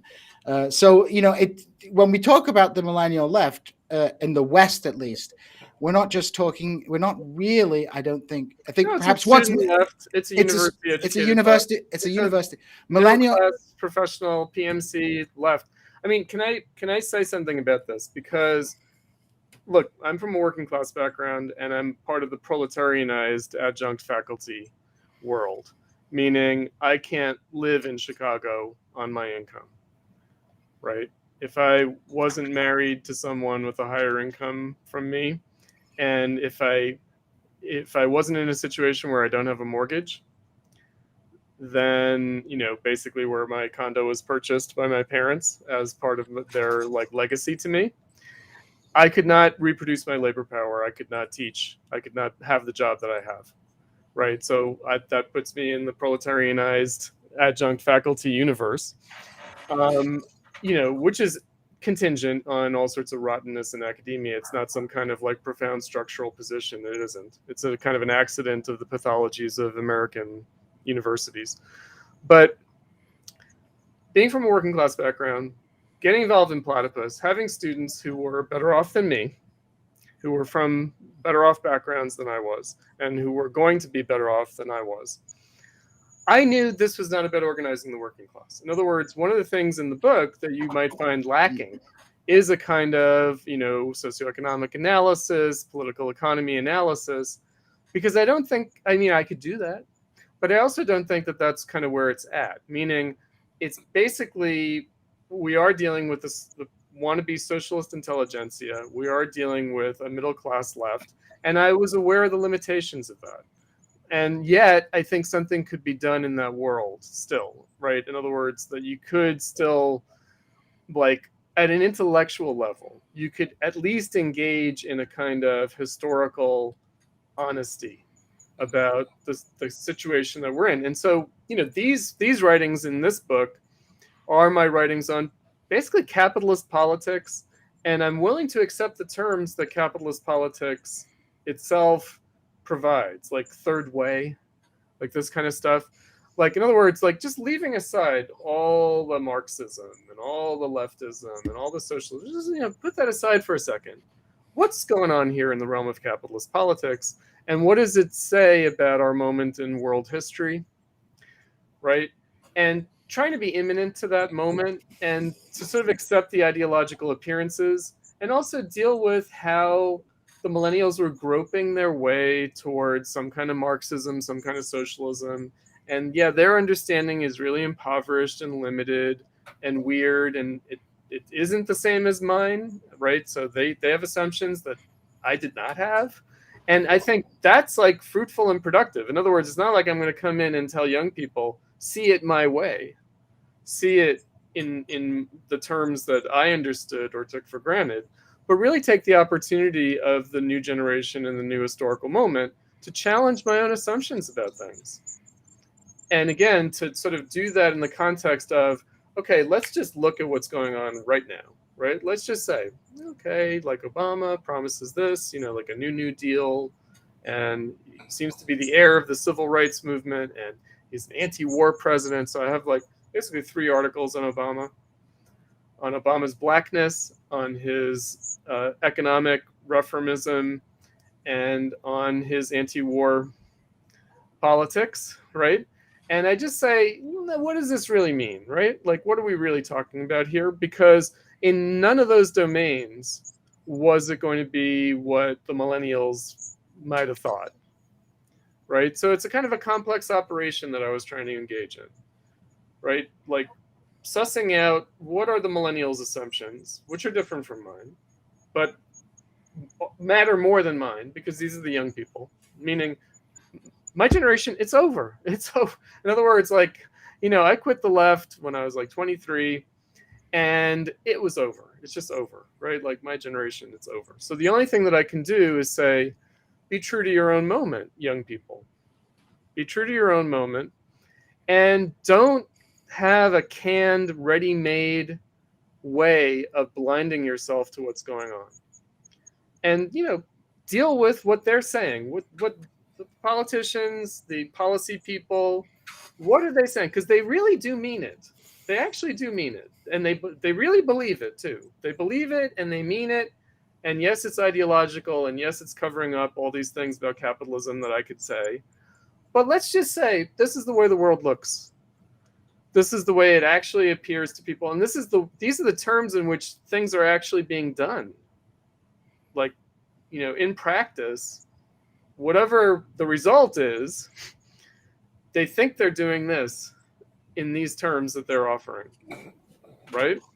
Because again, I don't think that there's like a master plan. I don't think that anybody says we got to stop this incipient class politics. Because I think that for, like progressive liberals, class politics is just gone. Like, they're just like, yeah, there was a time back in the 1930s, but that's just not what the world is about anymore. And they have reason to believe that. In other words, yes, it's a pernicious, and it's a self-fulfilling prophecy, and it demobilizes the working class and this and that. But, there would have to be a working class mobilization to get like progressive, liberal, middle class, professional, managerial people to sit up and take notice of the working class. Otherwise, the working class kind of doesn't exist. Right. I mean, if you go back to the heyday of social democracy, of course, politically speaking, that was also dominated by middle class people. But those middle class people had a labor movement behind them, which, acted as some kind, they had to deliver some goods, right? They had to reckon with it, yeah, in all sorts of ways. They had to say, what the hell is this, first of all? And they had to say, what are we going to do about it, right? They had to, yes, they are the compromisers and the selling out agency, but there had to be something to compromise with and something to sell out. There isn't. It's like, the Maoists always complained, like the Western working class and the critical theory guys, the Western working class is all bought off by capitalism with bribes. And it's like, well, today, they don't even have to buy them off now. They don't even need to bribe them anymore. Right. And the millennial, I think the socioeconomic dimension is kind of important in the sense that you have a millennial left, which is primarily middle class, which in and of itself is, not strange. But there is not like there isn't a working class movement. They were forced. A lot of them were forced to take working class jobs out of like dire necessity, and then they were like, "Oh shit, this labor sucks." Yeah, it's like, okay, I'm part of the working class now, and it's like, yeah. Chris, aren't you really just highlighting part of the eternal problems with the contemporary left that has happened since the new left of the 60s, in that it is not rooted in the conditions of the material working class? That's right. So I don't think you're necessarily expressing a truth. You're just expressing a limitation of the left. Yeah. And what is an endemic problem of the left, in that it's really about a bunch of downward PMC type of thought leaders who are divorced from working class people. That doesn't delegitimate the political needs of working class people. Right. No, it does not. The needs of that class to have a politics. What it does... It's just a divorce. There's like a total divorce, we might say, between those two worlds, between the middle class left and the actual working class. And I don't want to pretend that divorce doesn't exist. In other words, I want to say, the working class is terra incognita, meaning like I'm from it and my family is there, but I can tell you what politicizing them in a socialist direction might look like. I have very little idea about. Like in concrete practice, because I also believe in, I believe that the labor movement is a relic of the past. I don't think that there is a labor movement. I think that the working class as it actually exists would have to be organized in a very different way. So we have these legacy institutions that were based on a different working class existence. I think this is a critical point, actually, because obviously in capitalism the working class exists. Yeah. But when Marx was writing the height of industrial capitalism, the nature of that working class, its experience, its socialization in these factories and these mines is very different from people who are proletarianized in the service sector, for example. And I think, there is a point, and I think, Pascal, you would probably agree with this, that, the left today, especially in the kind of post-Sanders moment, has become extremely reactionary in the sense that its entire politics is dedicated to resurrecting a program of political action from the past, whether that is people liquidating themselves into the Democratic Party in hopes of reviving New Deal liberalism, whether that's people, saying how we should follow the, centrally planned economy of the Soviet Union in the 1930s, whether that is like, people, growing afros and putting afro picks in the hair and acting like it's 1972 again. we have a left that is engaging in these kind of backwards looking political projects in a way to basically avoid the kind of desolation of the present moment and the kind of sense of like there isn't like a pre-packaged program or path of I also action for don't us to think follow. I don't think that there are obstacles to organizing the working class in a socialist or even in a pre-socialist, in a kind of basically like liberal way, a liberal reformist way. There are obstacles to a socialist intelligentsia. And I can do something about the latter, right? In other words, there are real obstacles to an authentic socialist intelligentsia, which I do think is necessary, right? I don't think we're going to get socialism without a socialist intelligentsia at all. And I don't think that there are obstacles to the working class organizing the way there are to intellectuals becoming socialists. In other words, I don't think, Isn't part of the problem the fact that too much of the socialist movement is rooted in intelligentsia? Well, I mean, I just go back to the perspective of the 19th century, which is that socialism was an ideology of the intelligentsia, and the workers' movement developed independently of that socialist intelligentsia, and then they had to sort of meet up, and one had to discipline the other. The workers had to discipline the intellectuals had to discipline the workers to the long-term goal. And, it's very Lenin, it's very what is to be done, it's very Kautsky, it's very Engels and even Marx. So I mean, yes, it's a problem. I mean, I'm not saying that it's not a problem, Pascal. I'm not. What I'm saying is, where am I? Who am I talking to? What can I do? Me, right? I can affect the socialist intelligentsia. I'm in a more ready position to do that than I am to go out and organize the working class.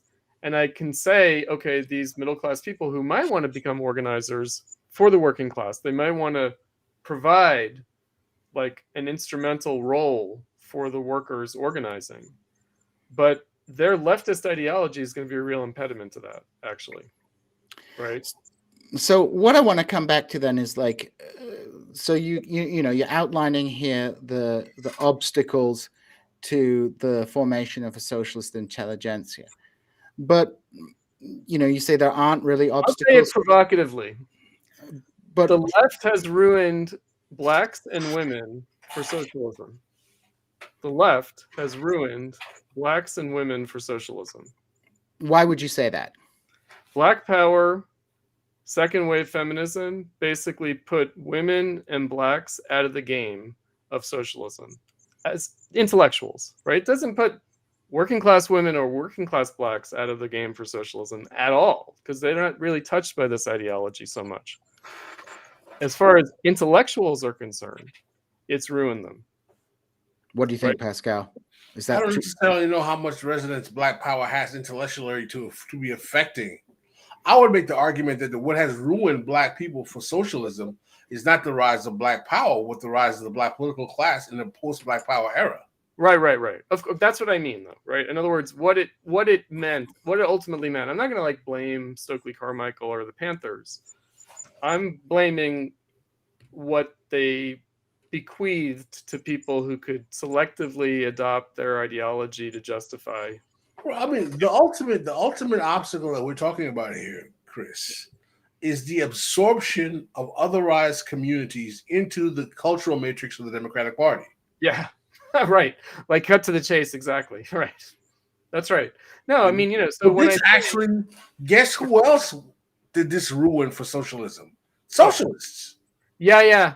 Well, yes. The biggest example of how absorption into the Democratic Party ruins socialism for socialists is the Popular Front. Oh, well, that's true too. I mean, yeah, it goes all the way back. Obviously, I think the left is dead for a long time, for like a century.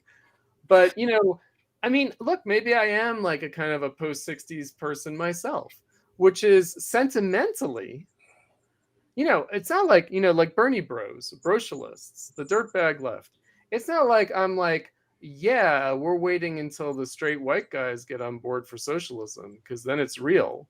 No. In other words, if it's got to be all like blacks and women and queers, like who, like, I don't know, are socialists, as I'm all for that. And so it pains me that blacks and women are ruined for socialism. Like, you know what I mean? Like, maybe I am still like a little bit of a 60s kind of in my sentiment. Like, I do feel like blacks should be leading the socialist movement in the United States. I do. Well, at the same point, I'm not interested in necessarily fetishizing, black people as the vanguard of the revolution. Of course not. Right. But you know what I mean, right? Like, in other words, if there were like, if there was where I see your point is that there is a particular problem that when 2016 comes about, and what some are arguing is the most successful socialist electoral candidate in American history is being touted, that literally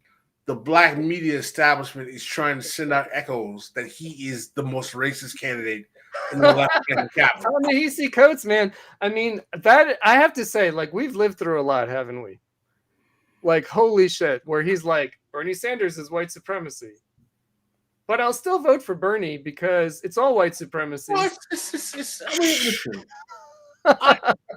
you have to really have been following the inanity of the Coates project as closely as I was to understand that, first of all, this is a guy whose whole economic well-being was rooted in validating the Obama presidency. Uh-huh. That's what Coates was chosen for. Yeah, he was chosen to be a racial ventriloquist to validate Obamaism in the eyes of white liberals for black people. And in the Democratic Party Journal, people don't know the Atlantic is the Democratic Party Journal. Exactly. Like that and the New Republic, like you got those two. Those are your Democratic. What ends up happening is that when the failures of the Obama project start to become transparent for segments of black voters, i.e. the subprime mortgage crisis disaffecting them, i.e. police homicides of black civilians, the rise of Black Lives Matter. Especially middle-class civilians, right? Things of that nature. When these things start to happen. Say her name.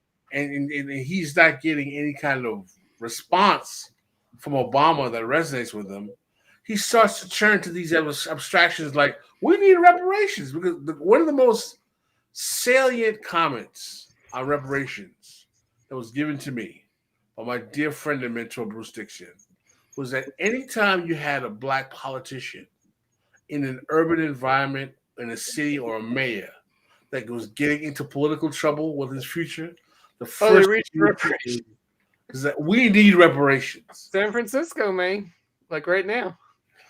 That reparations was the ubiquitous call of the black political establishment to validate its bona fides with the masses whenever things are going down. So black people lose 38% of their wealth in the first neoliberal black president. Ta-Nehisi Coates publicly supported all of their voting efforts to the highest voting turnout in modern history. Comes out, becomes a failure for the economic condition of black people. What happens? We need reparations. No, it's so the George Floyd protests, right? I always like to say they were directed at Democrats, right? It wasn't really a protest against. Oh, it was. If they weren't direct, they should have. You could say they were scripted by Democrats. Eventually, they did, right? So, in other words, it's a funny thing, though. It's like a weird moment where they're protesting against the Democrats, but of course, in terms of the Democratic Party.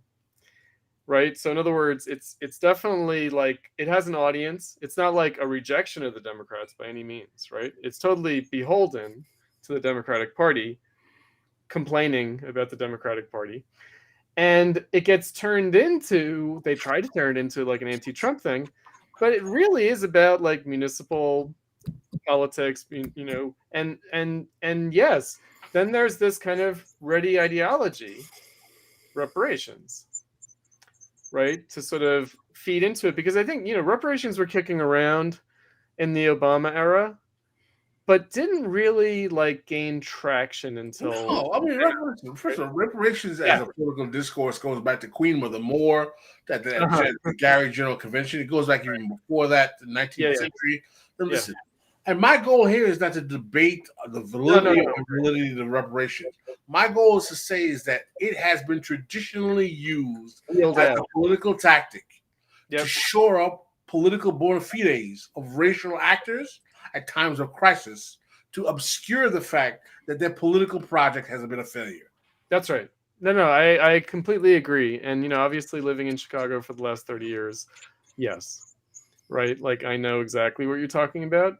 And, but again, young people don't have the long view, right? Like, young people have the illusion that the older generations were just asleep at the wheel and that it's only the young people who are waking up, right, to the 400 years of history. And that somehow, and it's a funny kind of illusion that they have, right? And so you can point to it and you can say, this shit's old, right? But you also have to, and I think you're trying to do that, like grasp. In other words, it serves conveniently for the Democrats, but it also gets traction with people who would not think of themselves as simply Democrats. In other words, it renews the Democratic Party. It does actually do that, it signs new people up to it, And again, can we interrupt that process? How do we interrupt that process? What do we, and it's a funny thing. I mean, this is one of the things, so in terms of my book, I had to try different ways of provoking recognition, like snap out of the hypnosis for a second, children, come on, right? And yeah, I mean, Gene, I get your point. So I was saying this on another podcast. I forget exactly which one. It might have been with Antifada with Sean, right? And I was saying, interventions, like I'm a doctor in the emergency room with a patient who's coming in on the brink of death, and I'm trying to revive, right? And I'm trying this, and I'm trying that, and I'm trying the other thing. And that's the kind of intervention that I was doing. I was like, please don't die, Millennial Left, please, right? And we died. It failed. My interventions failed. And then, I do think that I was, inadvertently writing the history of that time for posterity. In other words, like, the Zoomer generation now and those who will come later, they're going to want to know, wait, what the fuck? There was this anti-war movement. There was Occupy Wall Street. There was the Bernie Sanders campaign. There was the DSA. Whatever happened to all that? Right? And, because this is how we learn the history of the 60s, the history of the 30s. We read contemporary stuff from the time, right? Well, to defend the millennial generation, and I don't know if Pascal and Chris, you guys would agree with this. I also feel, for the most part, there was a fundamental break in the lineage of a socialist movement. And what I mean by that, like, there is a direct line between, let's say, the 1848 revolutions in Europe, the Russian Revolution, the left-wing struggle for decolonization, all these things had, the Black Power, they were all linked, concretely through generational relationships. That obviously still exists to a certain extent between the millennial left and earlier generations, but that linkage in the aftermath, there was a break because the left, the big project, the Soviet Union, was gone. It was the end of history. The Gen X was by and large far more depoliticized. So there was Pascal, you mentioned the MLs, right? Like uncles who are MLs. So I was directly mentored by people, right, who sat me down and said, this is the way it is, and this is the way it was. And, in other words, I was a close personal friend of Adolf Reed. Do you know what I mean? We hung out. We had hours and hours and hours and hours and hours and hours and hours of conversation. Nobody's done that for the millennials. I've tried. And what I've realized is, there's like a little bit of a translation problem. And again, to take that liability and turn it into an asset. There was a translation problem, me trying to speak to millennials that actually was not the case for the boomers talking to me. Right? So I had the sense of I'm speaking across a divide here, a historical break that's real. And you can't repair it. I wouldn't want to repair it, even if you could repair it. And so we're beginning again. We really are. And, I'm going to be a blast from the past. I'm going to be a haunting voice from the historical memory. What can I do in that capacity? Because it doesn't really translate. Like I just realized, I say this and they hear that in a way that it wasn't like that for us being mentored by the earlier generation. I think. I don't know. There was.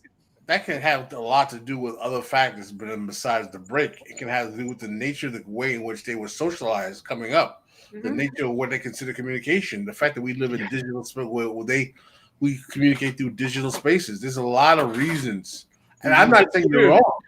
I'm saying I think that also. A book had to be put in my hand by someone. Read this. It wasn't like finding it on Amazon or finding it on the internet. Like it was like, here, Chris, like Adolf saying, read this. Here's my used copy. You can have it. Here's Adorno's Prisms. Read it. I want you to read it so badly, I'm going to give you my copy of it. Yeah, again, these folks did not grow up in that kind of reality. Right. Because number one, there were so few people who even had the intellectual memory of explaining what it meant to be a leftist in the period of the New Left. And number two, I think where you and I are on the same page, it ain't like the New Left was the best of the left political trajectory we've seen anyway since the 19th, 20th century anyway. That's right. Yeah, I think that the people who did have a connection, they got it through weird ways. Like I guess like my connection with the left was through like old Kurdish communists and like very like atypical introduction into like left political thought. Look, I was lucky. I'll just say this. I know everybody hates the Spartacist League, and I know people think they're Nambla Trotskyists. They forget the fact that everybody was a so-called Nambla Trotskyist, including the Maoists in the 70s. Everybody. That was just an old left position. Abolish age of consent laws. And hands off Roman Polanski. Oh, absolutely. Well, look, I don't want to get into any particular case because I don't know. I just remember the headline, hands off. They definitely, well, you could say hands off because basically the state should have their hands off of everybody, pretty much. You know what I mean? It's like I talk about the OJ trial. It's like, OJ fucking he did, kill his ex-wife. But, maybe he deserved to be acquitted because of police and prosecutorial malfeasance. And anyway, it's better for 100 guilty men to go free than for one innocent man to be convicted. Fuck. That's where that's coming from, the Roman Polanski thing. And, in other words, you're just against the fucking state. Hello. And so, because, state's not going to save you. Like, arresting the guilty criminals is not going to save anybody from anything, really. And so, just that basic point. But so the Spartacists were, good mentors. They were. They gave me an education. Adolf Reed, a good mentor. He gave me an education. Even Moish in his own way, even though Moish was like much less political and really naive in a lot of ways, right? And so I feel like I was lucky, and also that therefore I kind of owe the younger generation the benefit of my education, such as it is. And, no doubt with its limitations and no doubt with the limitations that I have to transmit it, but still, right? Because it's really lacking now. It is. Yeah. Well, Chris, we've been going for 2 hours Chris, now. This is a great conversation, man. I'd love to have you on again, and we can chat it up about growing up in Generation X in the 80s. Yeah, that's Pascal's. Pascal loves nothing more than Gen X talk. Talking about his fade and his flat top in the 1980s. His listening to Public Enemy. wearing his kente cloth, living the dream Anyway, whatever, Gene. with his I agree with what you said before. So the 80s were rough, but I do think that people still knew how to have fun. Yes, they did know how to have fun. So we really are old men now. Oh, come on. The millennials, we knew how to have fun. It's the Zoomers who have been traumatized because their parents' houses all got repossessed, that are like terrified to do anything. We used to party hard back at university, but I hope so. I hope so. I'm not saying. I will tell you this. I'll tell you this. Like in the break, and I think Pascal read, as a final point, the break between the millennials and previous generations, I think Pascal raised a really important point. It's not just a political break. There's a kind of cultural break.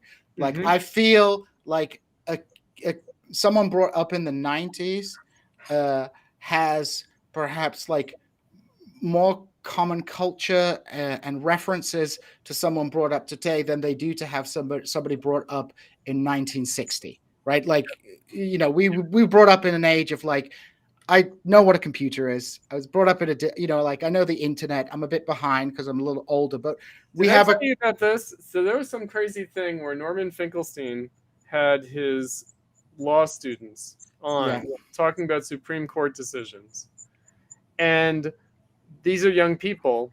And they were like, well, Supreme Court decisions in the 70s, like Roe versus Wade, were incorrectly decided because the Supreme Court justices didn't have the internet, so they didn't really know what they were talking about. There you go. And I'm like, no, the internet makes you not know what you're talking about. Yeah, there used to be these things called books, but there were books, there were law clerks, there was actual research, and that's when people actually knew things. And this internet, no, I'm sorry. No. So yes, so there is this kind of cultural division, which it's not just a political one. It's a frame. There's a flattening of history that comes with the digitization of culture, and it has its advantages, but it has its liabilities. So its next step is for the Zoomers to take over the mantle. So if there are any Zoomers that watch our show, it's all on you now, because we're checking out the millennial generation. We've got bills to pay and student loans to deal with, and all that crimes to commit, and running the world. Crimes to commit, running the world. As soon as, I suspect our millennial day is doomed. I'm fully expecting the Democrats to run the Feinstein Killer Mike ticket in 2028. So that's where I'm at the moment. But we always love having you on, Chris, and we appreciate your time. Pascal, would you anything we need to announce before we leave? Anything we need to think about? No. Look for the Mama Hour this Wednesday. We should be having Cornel West on.